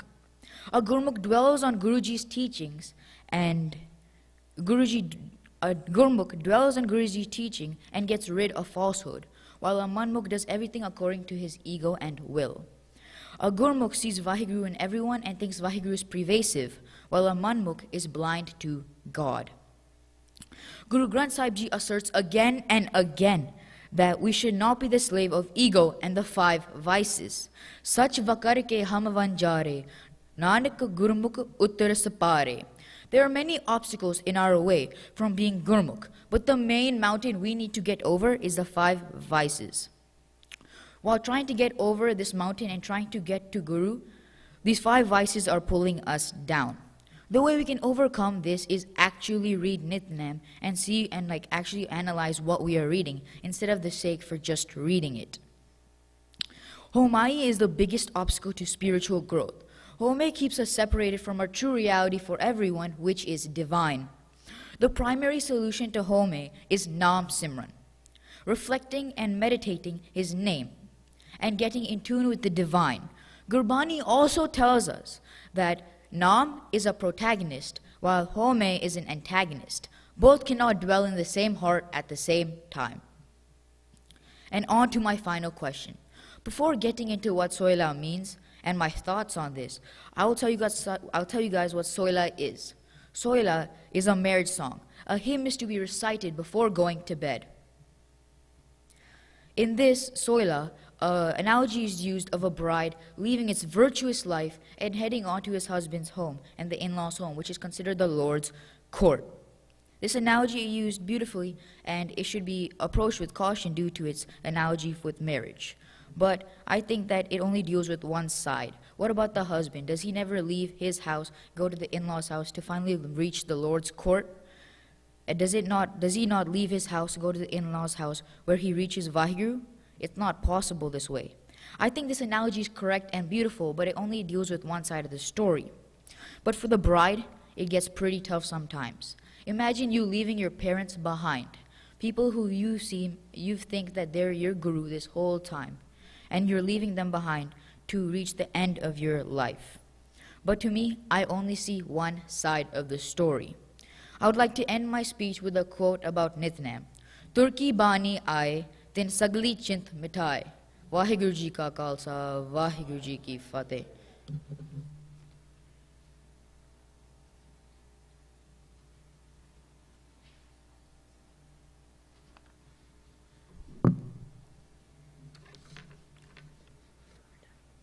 Well done, Harjot Singh. Is Aryan Singh here? No.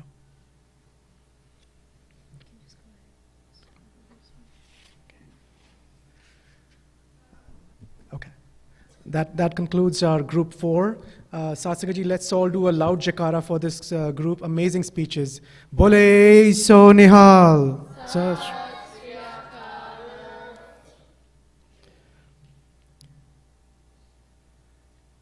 Once the judges are ready, we can start with the group 5.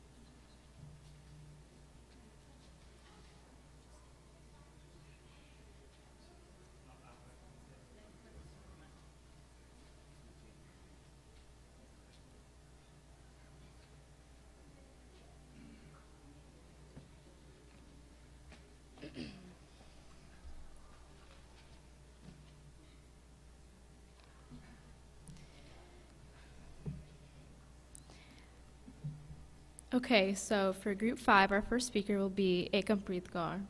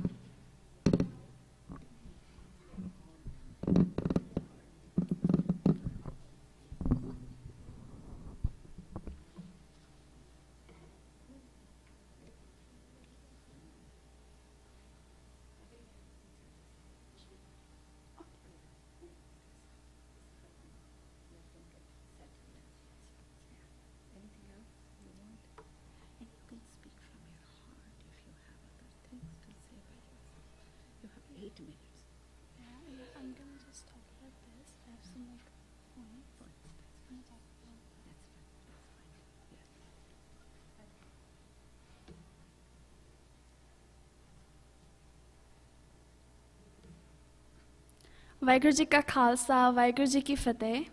मेरा नाम एकमप्रीत कौर संधू है, and I am originally from Amritsar, where the massacre of 1984 happened. As I grew up, I have always had that as a part of my history, as I grew up in Punjab, Amritsar. I'm sure all of you know about the genocidal campaigns and massacres that have took place against Sikhs until now, and still do. As a Panth, we are always focused on Sarbadda Pala and equality, and we're still oppressed against from various different people. It all started as Sikhism started.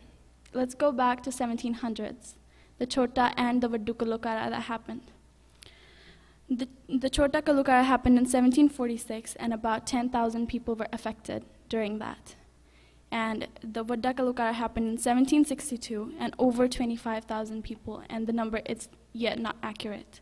As you see on media, it's always been covered up by so many other people, and you can't even find the right dates or the right numbers.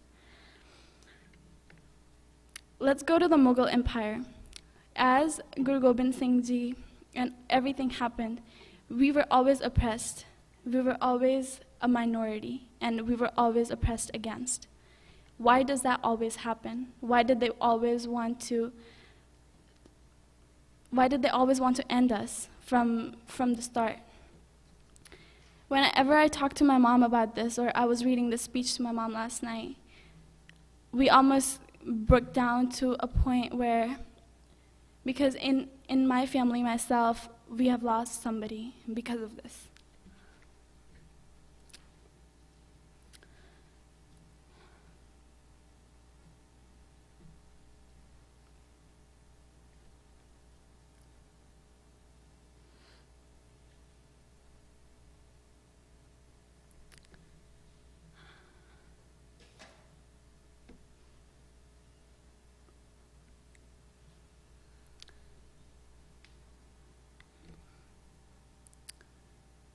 ਤੁਹਾਨੂੰ ਸਾਰਿਆਂ ਨੂੰ ਖਾਲਿਸਤਾਨ ਬਾਰੇ ਪਤਾ ਹੋਊਗਾ.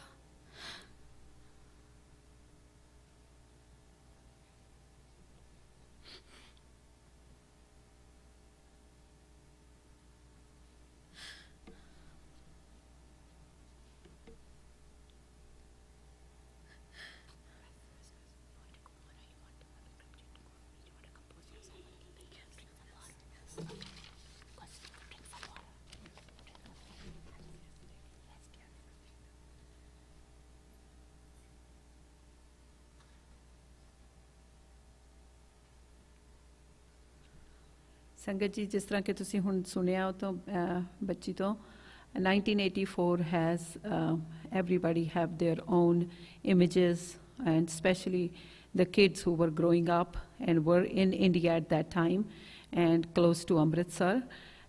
I know her family, so she's very close to that village where so many people just went to do ਜਿਸ ਤਰ੍ਹਾਂ ਆਪਾਂ ਹਰਮੰਦਰ ਸਾਹਿਬ ਮਿਲਣ ਦੇਖਣ ਜਾਈਦਾ ਵੀ just Guru de darshan karan jaida. Things happened, family members never returned, which we could understand. And I just want to let the 5th group know that it is going to be discussion group later, so you will get your chance again. That's not a problem. There is no first, second here. So just if you want, you feel comfortable after some time and want to talk about, that's great. But we will go with the second participant and listen to him. And then I think what we are going to do is, if other places we have more participants in the region, like especially Garland, Gurdwara and Euless, then we will have a discussion group, just like everybody will have their mics, and then there will be a moderator, and we will go from there. So nothing goes against you, Ekman. Okay, maybe the next time it will be much better to describe it. And so the next participant is Bikramjit Singh. So you can, yeah, we can try. Yes, Bikramjit Singh. So here you go.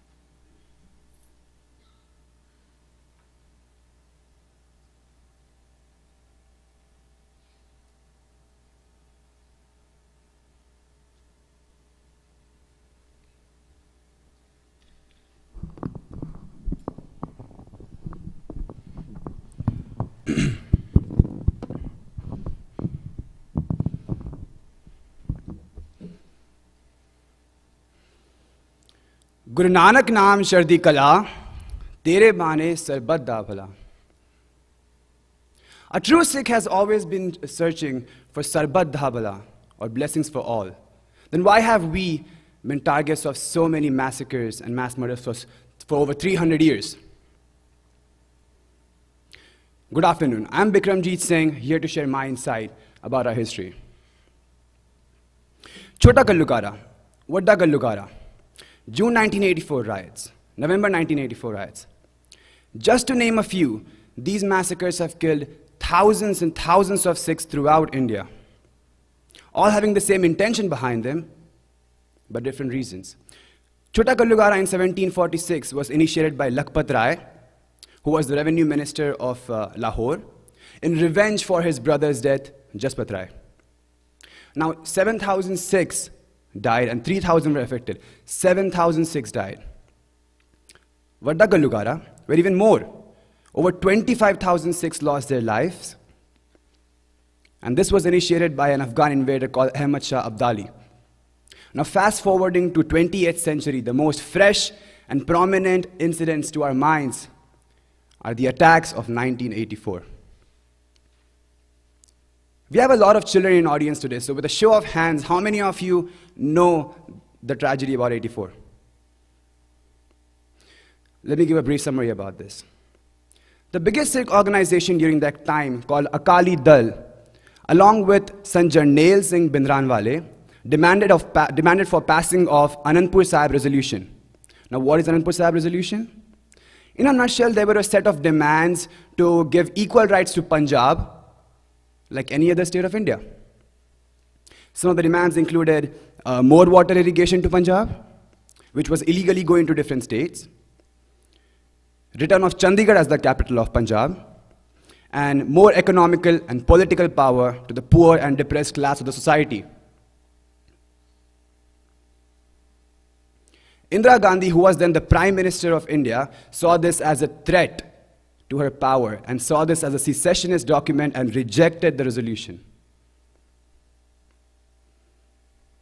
Sant Jarnail Singh Ji in 70s to 80s was gaining power and rising as a bold, courageous leader because he was representing the demands of everyday common people. Indira Gandhi, seeing this as a threat, on June 1st, 1984, started the Operation Blue Star. She deployed a huge number of army to Sri Harminder Sahib to capture Sant Jarnail Singh Ji and his men. Not only was he assassinated on spot, but several other people who were just there for worshipping lost their lives. Months later, after this heartbreaking tragedy, Indira Gandhi was shot dead by her two bodyguards, Satwant Singh and Beyan Singh. Now, the death of Prime Minister of India shook the entire country by a shock. It enraged anger amongst the Congress, leading to mass murders, abduction, rape, killing of our young women, men and children, as you can see through the pictures. We all know these attacks were horrendous and should never be repeated again. But amongst all this, I want to shed some light on the flip side. See, there was one positive consequence out of all of this. Regardless of if you're a Sikh from Punjab or Mumbai, or if you're a Sikh from UK or US, or if you're a Sikh from Canada or Australia, this brought us all together into one common group to fight against injustice for our brothers and sisters.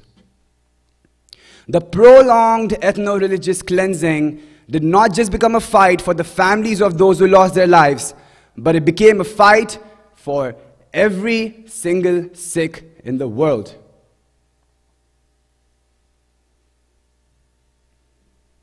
The post-1984 riots, the post-1984 struggle has been a really rough road. International communities like United Nations or the US have shown very little contribution towards what happened, what the brutalities by the Indian government and Punjab police. And when someone loses trust from the government, it's really hard to gain that trust back.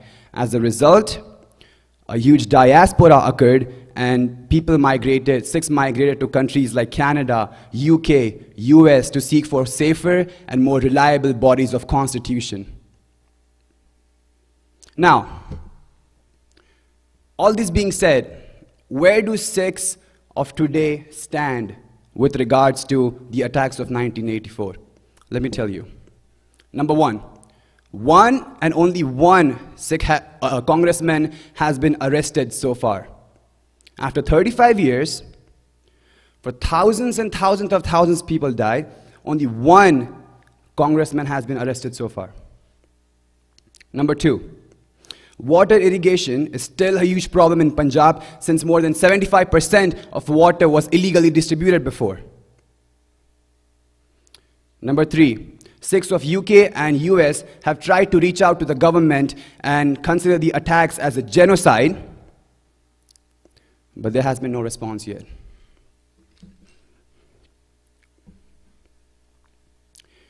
You see, now the question arises, we as Sikhs today, what can we do today to move forward the Sikh community as individuals? I believe the answer to this lies in the basic mobile phone. Making our actions louder than ever before.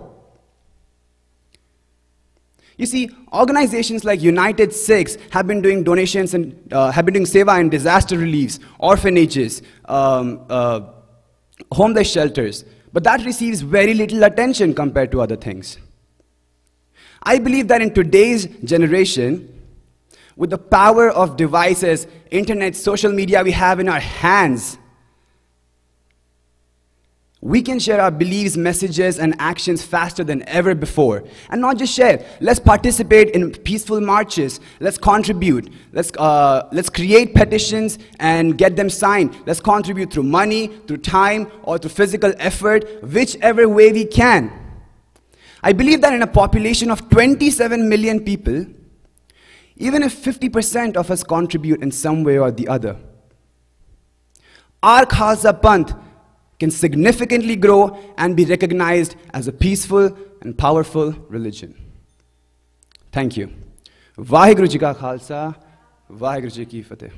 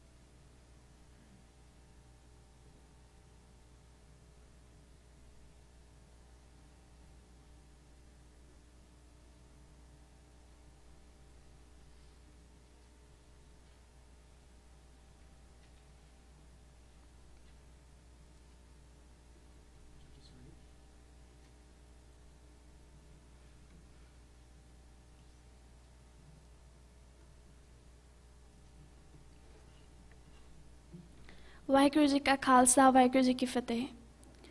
Now I briefly just want to talk about why are we talking about it anymore? Why does it matter now?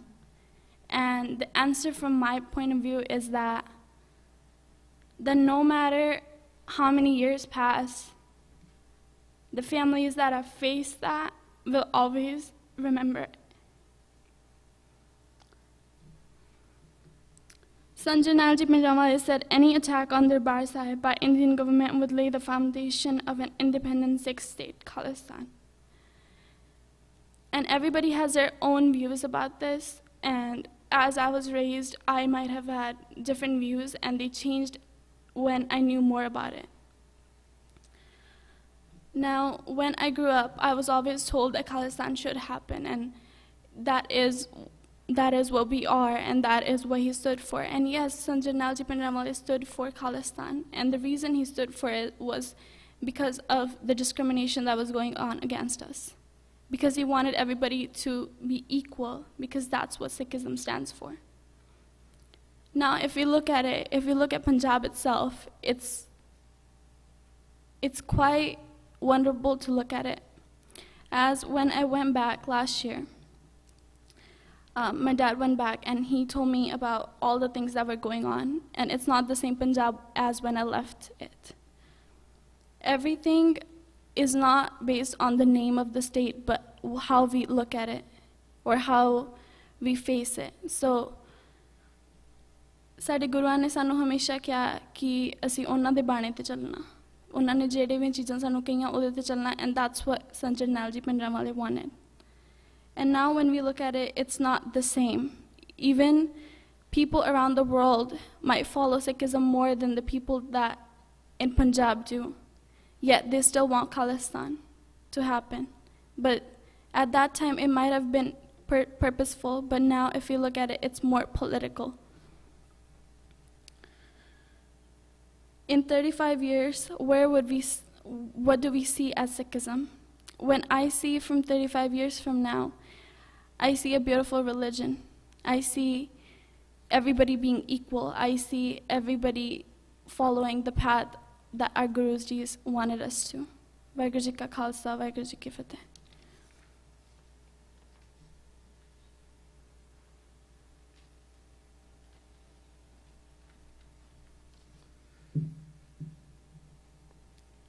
Thank you, Ekampreet Kaur. Okay.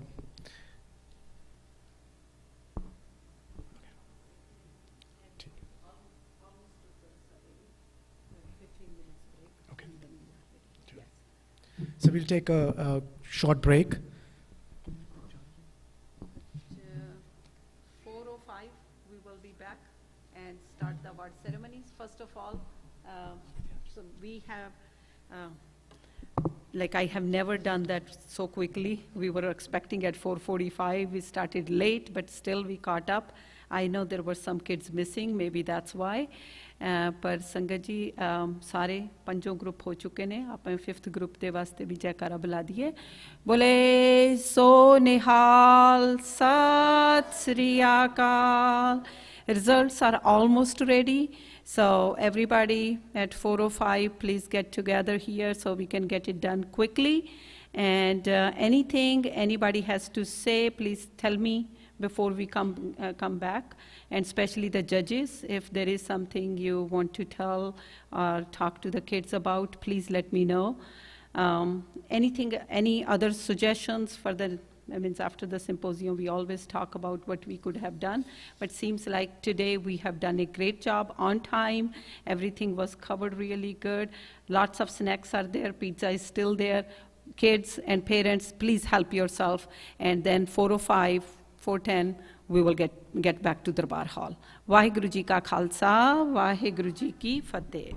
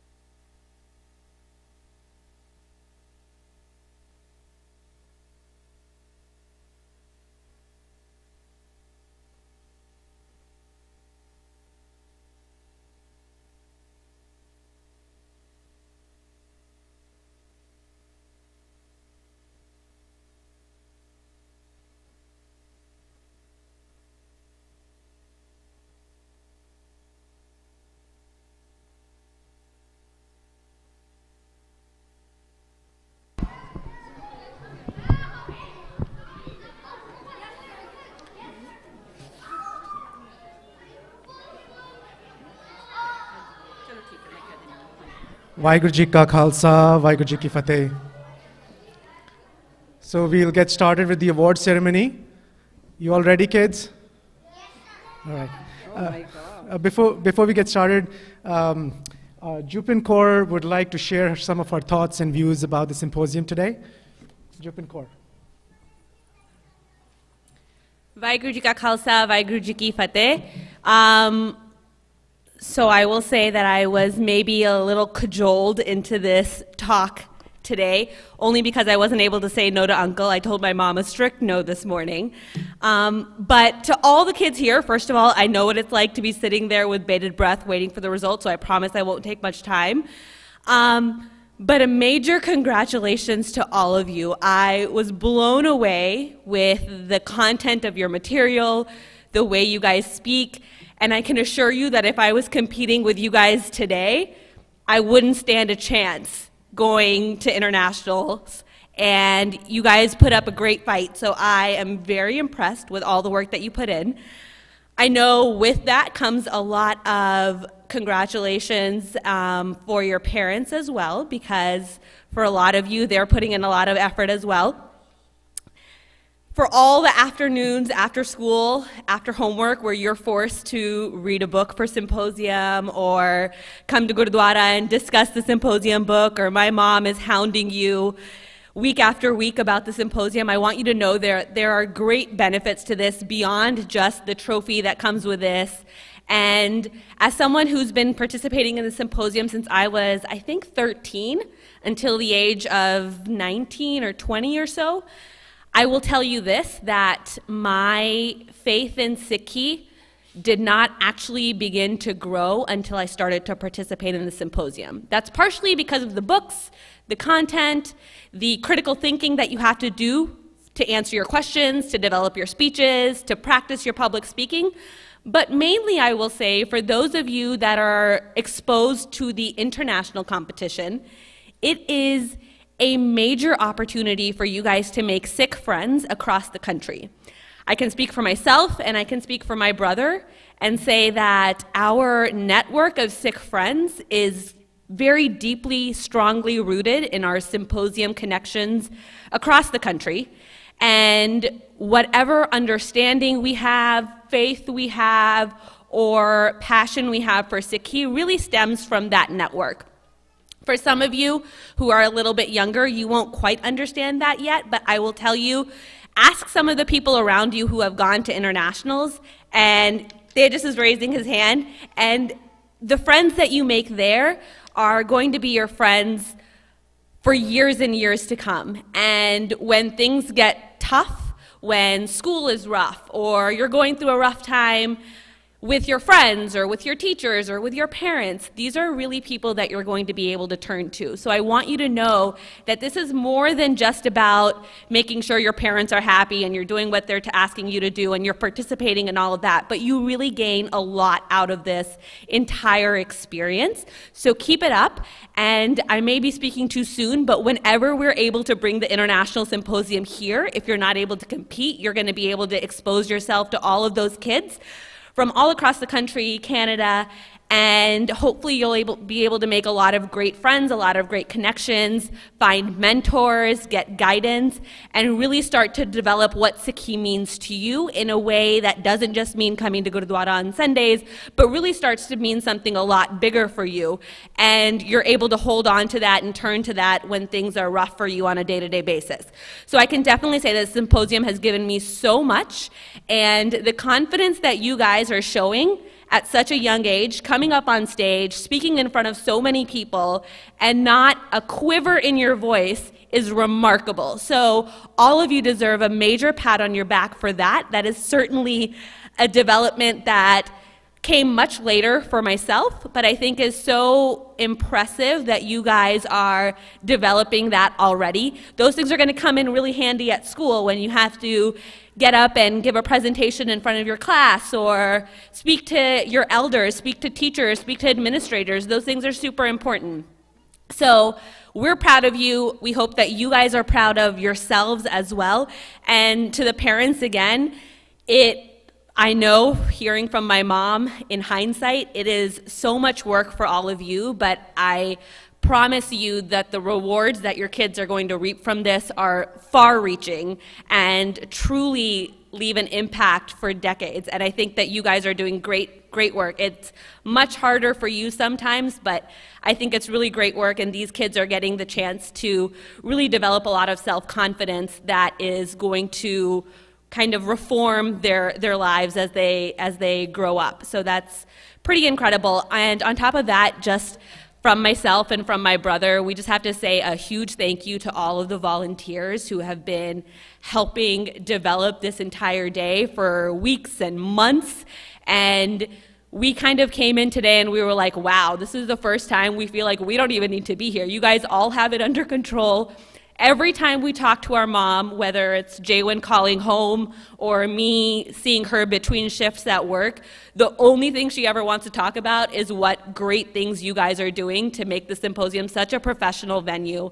And whether it's the multiple emails you're sending, or streaming the actual speeches today, or printing out handouts for the schedule and all of that, it has been so incredible. You have made her so happy. I feel like her true pride and joy is the symposium, and you guys have seriously made a huge difference. So thank you from Jaywin and I, from my mom. It has been incredible. That's really it, and hopefully we can get the results soon. Okay, Vaheguru Ji Ka Khalsa, Vaheguru Ji Ki Fateh.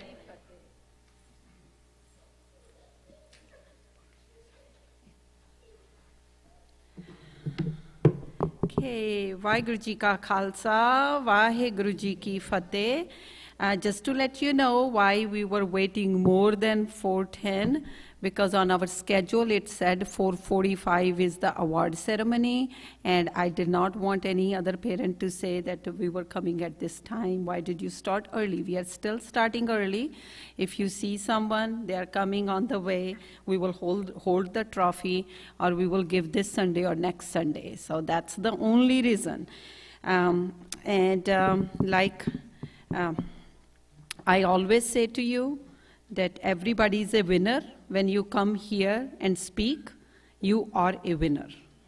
The only thing I will still say to the parents, if you register, bring the kid to the podium and just say Vaheguru Ji Ka Khalsa, Vaheguru Ji Ki Fateh. The reason, when we have somebody who comes here and says something even for a few seconds, then more number of kids can go to regional. So we had 21 kids in first group today. And I think we hardly showed, we had 16 who came.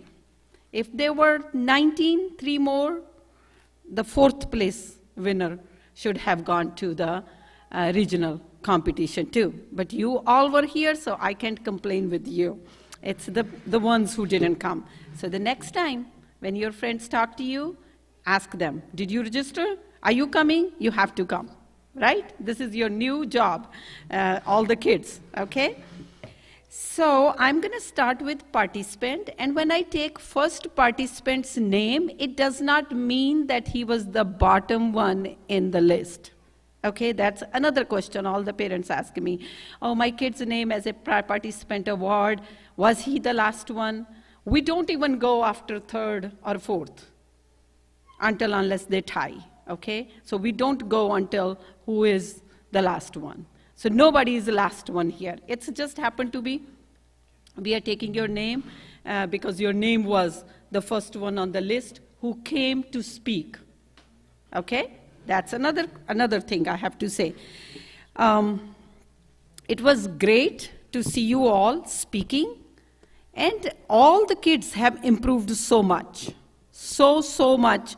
Even the last year when I saw you, and this year, means when you are talking and you are speaking here, and when we were talking about inspiration, I saw the inspiration in you.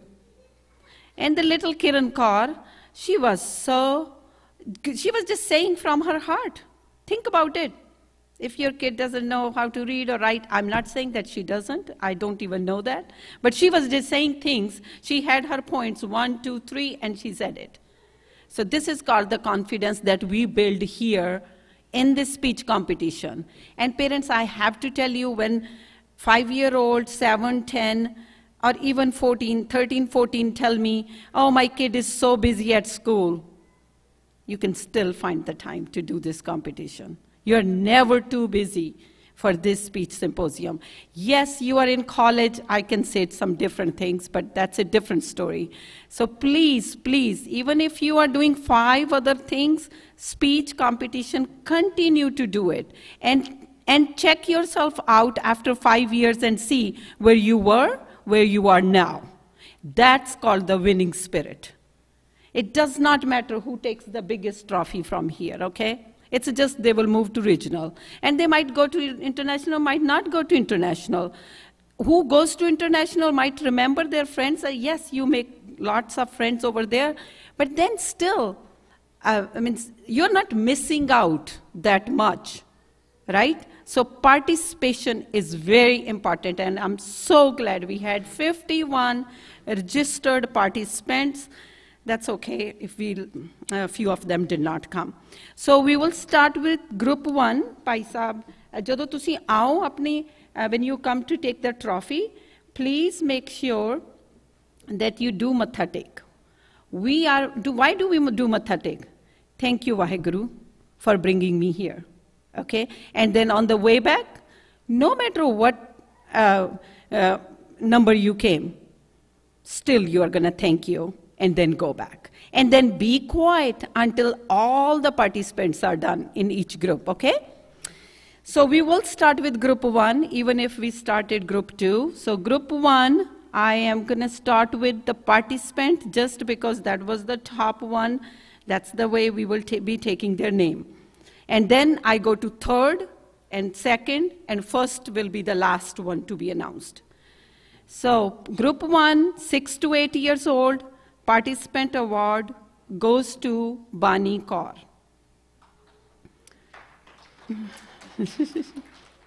We will be doing Jaikara instead of clapping. So when she comes here, we will be doing Jaikara.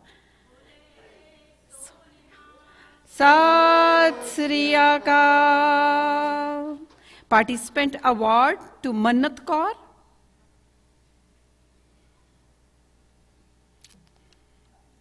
Matha tek? Yeah, that's okay. You can do matha tek.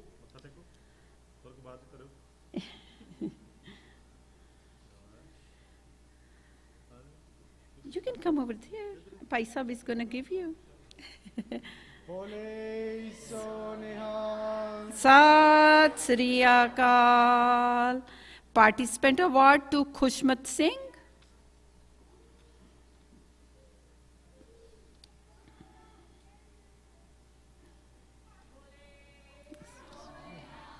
Sat Sri Akal. Participant award to Simardeep Kaur.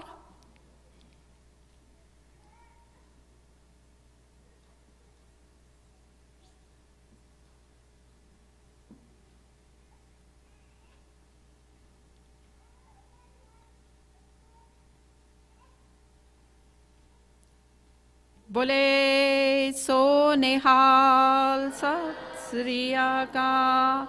Participant award to Ranveer Singh.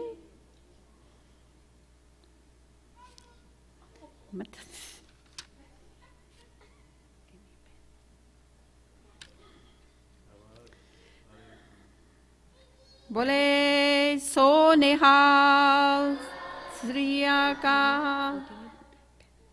Participant award to Anhad Singh. I don't see him here, so maybe he's gone. Participant award to Anush Singh. He's not here either. We will save the trophy. Participant award to Adesh Singh.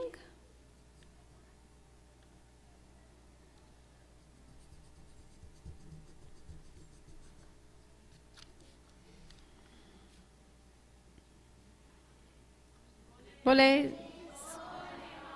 Sat Sri Akal. Participant award to Jeevat Singh. Not here. A participant award to Paisweer Singh.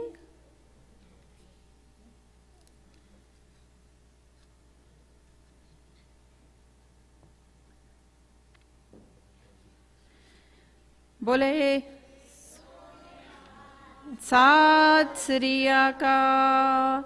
Participant award to Green Corps.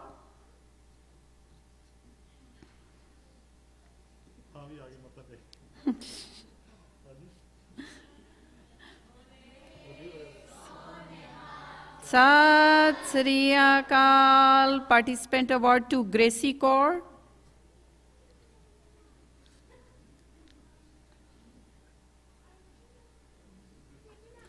Bole So Neha. Sat Sri Akal.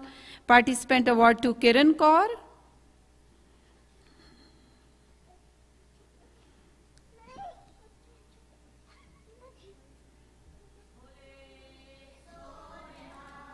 Sat Sri Akal.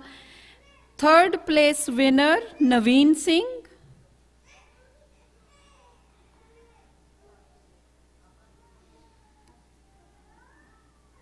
First group Bole So Nihal Sat Sri Akal.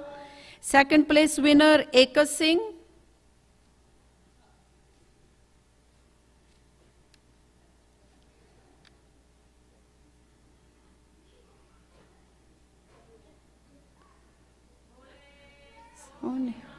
Sat Sri Akal. First place is Gurman Singh.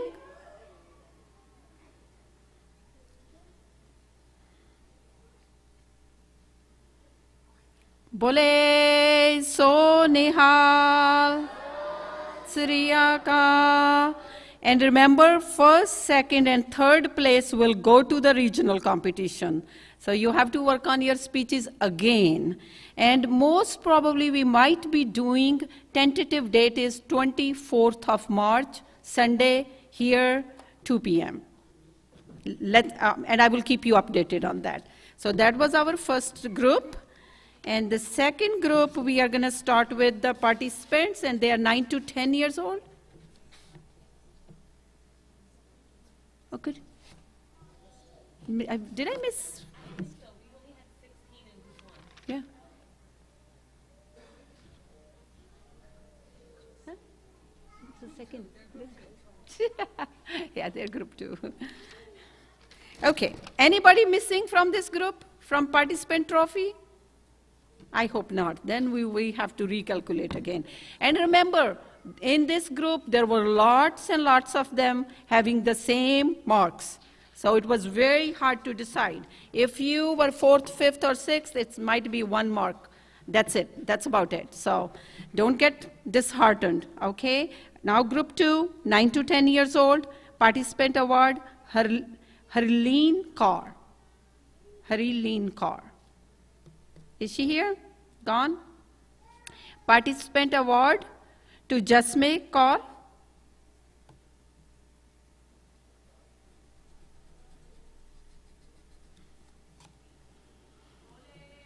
So Nehal Sat Sri Akal.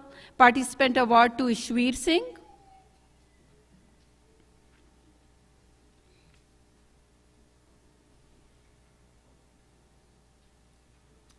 Bole So Nehal Sat Sri Akal. Participant award to Harben Singh. Where are you, Harben? I can't miss you. He's coming with all that.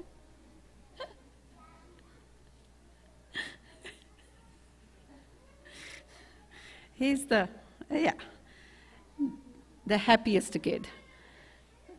Bole So Nihal Sri Akal. Participant award to Navya Kaur. She's not here. Participant award to Jaswin Singh.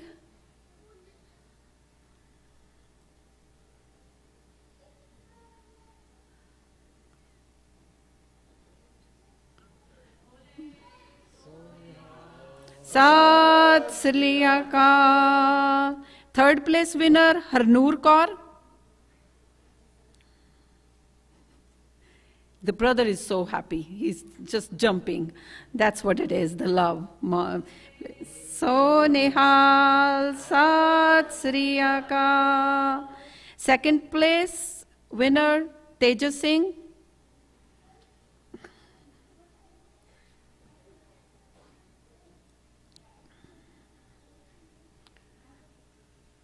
Bole So Nihal Sat Sri Akal. First place winner is Avleen Kaur.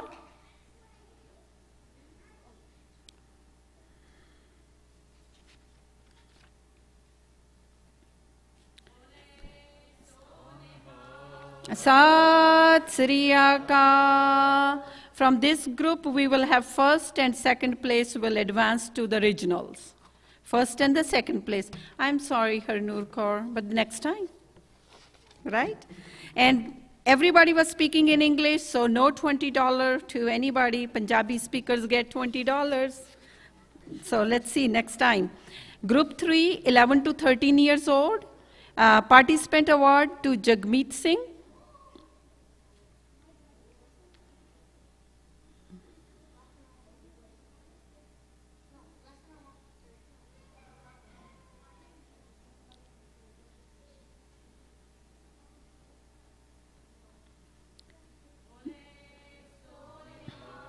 Sat Sri Akal. Participant award to Noorpreet Kaur.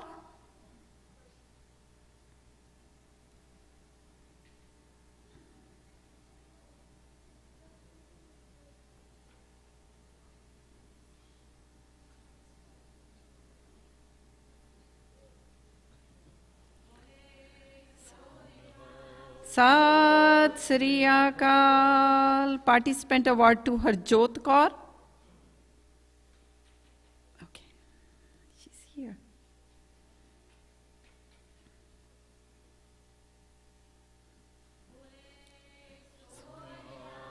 Sat Sri Akal. Participant award to Pukhraj Singh. Not here. Third place winner, Insaf Singh. I don't see him here. Second place winner is Sahaj Kaur. I don't see her here either. And the first place winner is Jobin Singh.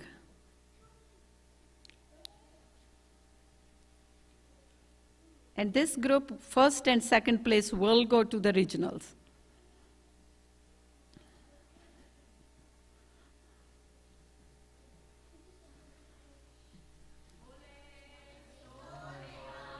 Sat Sri Akal. So, generally I always say first group is the hardest one, but fourth was the one of the hardest one too. Okay, so there were only 3, that's the best part, that everybody gets a trophy, but it was really hard. Please do not get discouraged in this group. We need to add more participants here. Everyone was doing a great job. Please, please, in future, remember that. Third place winner.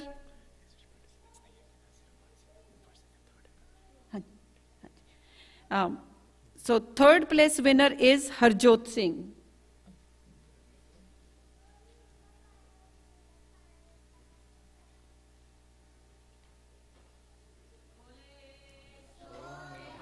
Sat Sri Akal. Second place winner is Gursane Kaur.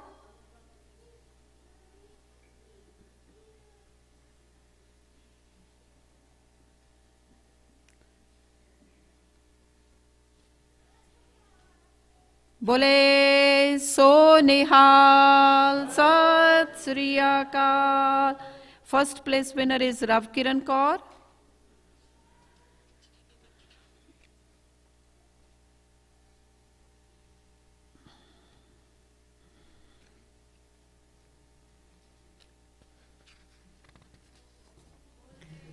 So Nihal Sat Sri Akal. And first place winner goes to the regional in this group. And this is the group. Please help me, all the organizers and also the parents, and help me out to find 2 to 3 more kids so we can send first and second participant to the regional, because they are so close to each other. Due to the number, we can send only 1. And then for group 5, I did not tell group 5, but they both are going to advance to the next regional. I did have first and second trophy for you, but I thought I'm going to save it and give it to later on when we do the regional. So you both get the participant trophies, but definitely you both are advancing because we want to have this discussion group, if possible, on tentative date on 24th of March. So Bikramjit Singh and Ekampreet Kaur, you both can come together. You can come separately, but both of you get the participant award. Okay? Ekampreet Kaur and Bikramjit Singh. And I'm so happy that both of them, after their busy routine with the college and every placements, they were so interested to participate in this group. Sat Sri Akal. Sat Sri Akal. And to tell you, all the participants, also especially for the 4th group, why we couldn't do for you guys to give you participant and proceed you further, because in the 5th group is the discussion group, and they want us to have more kids so we can do the discussion at the regional level. Otherwise, I would have moved everybody to go to regional, and then we will be there for whole day, night. But 5th group, that's about our award ceremony. And I have tons and tons of volunteers that if I start taking the name, it seems like everybody who is sitting in this room, along with the kids, parents, everybody was helping me today. This event on a Saturday was not possible without you all. And then I have to say, timekeeper and also the announcer, especially Arman Kaur and Pahul Kaur, who has gone. She's a high school student, has participated in symposium, and Irman Kaur has participated when she was young in symposium, and she is in college too, for helping and finding a Saturday from 9 a.m., 9:30 a.m. till now is really hard for these older kids. So think about it. I know everybody, you all also had to miss your activities and you had to come to this symposium. I am so thankful for all the participants, number one, parents, and then, of course, Gurdwara committee. We have to say that they helped us so much with keeping whatever we were asking them. And my volunteers who registered, all of them, and all my volunteers who had gone to buy the grocery and then were arranging for the langar in the back, doing the MC here for announcing the names, and then making the schedule. And other than that, everything is on YouTube.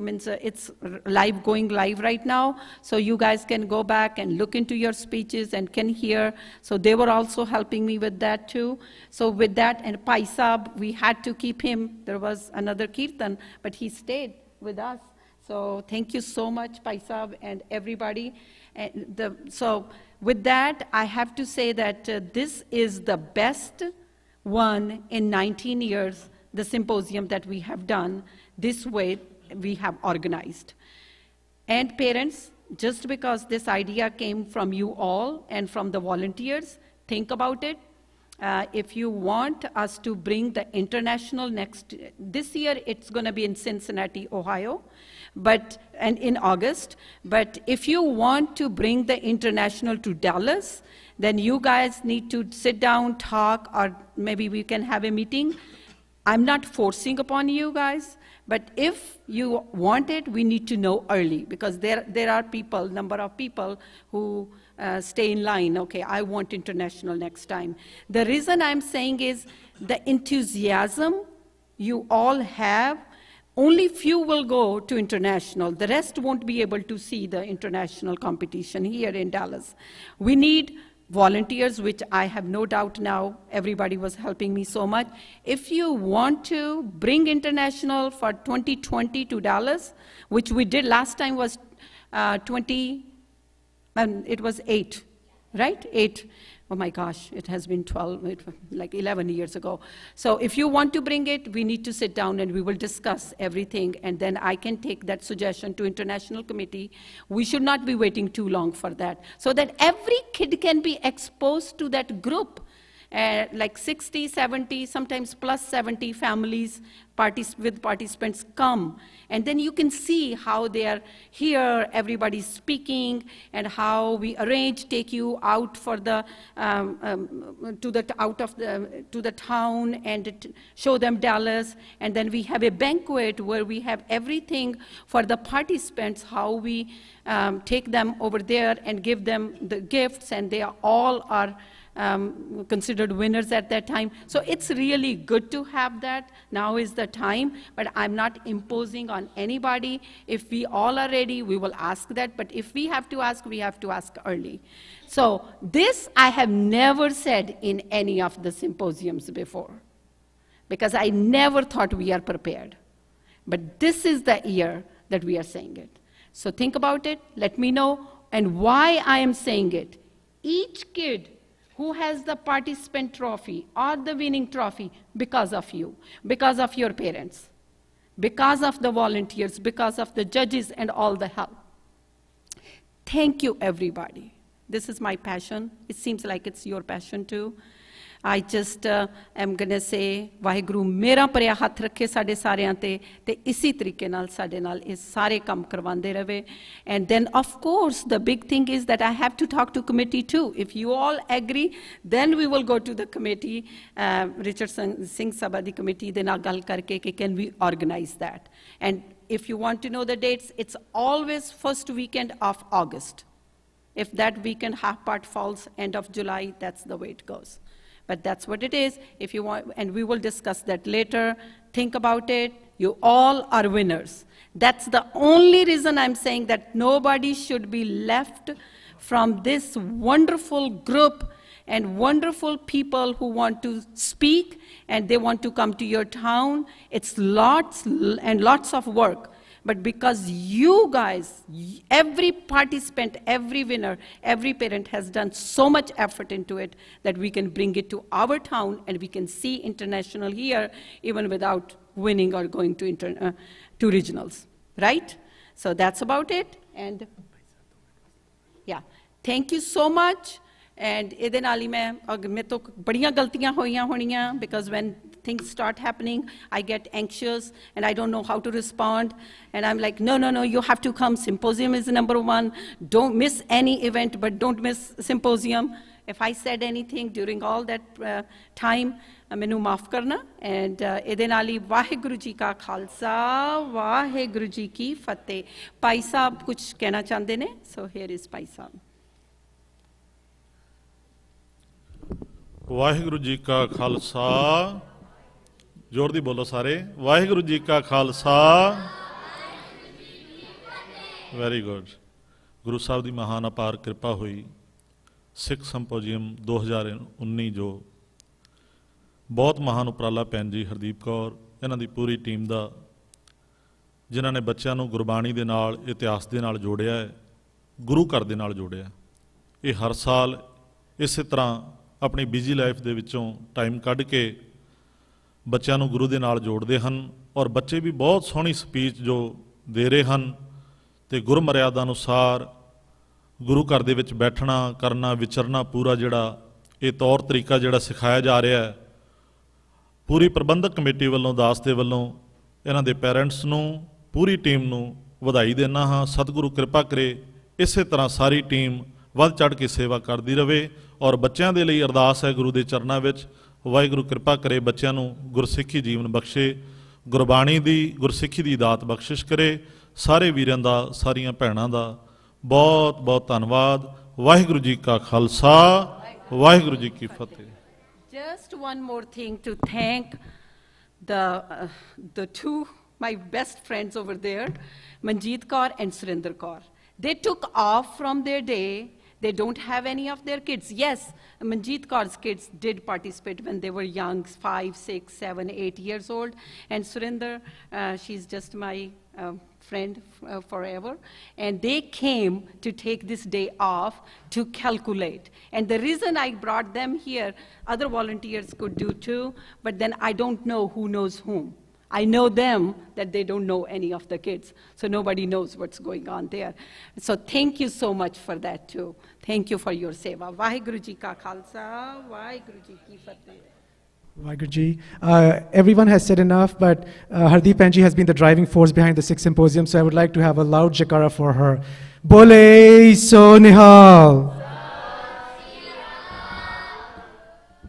Thank you all. Vaheguru Ji Ka Khalsa, Vaheguru Ji Ki Fateh.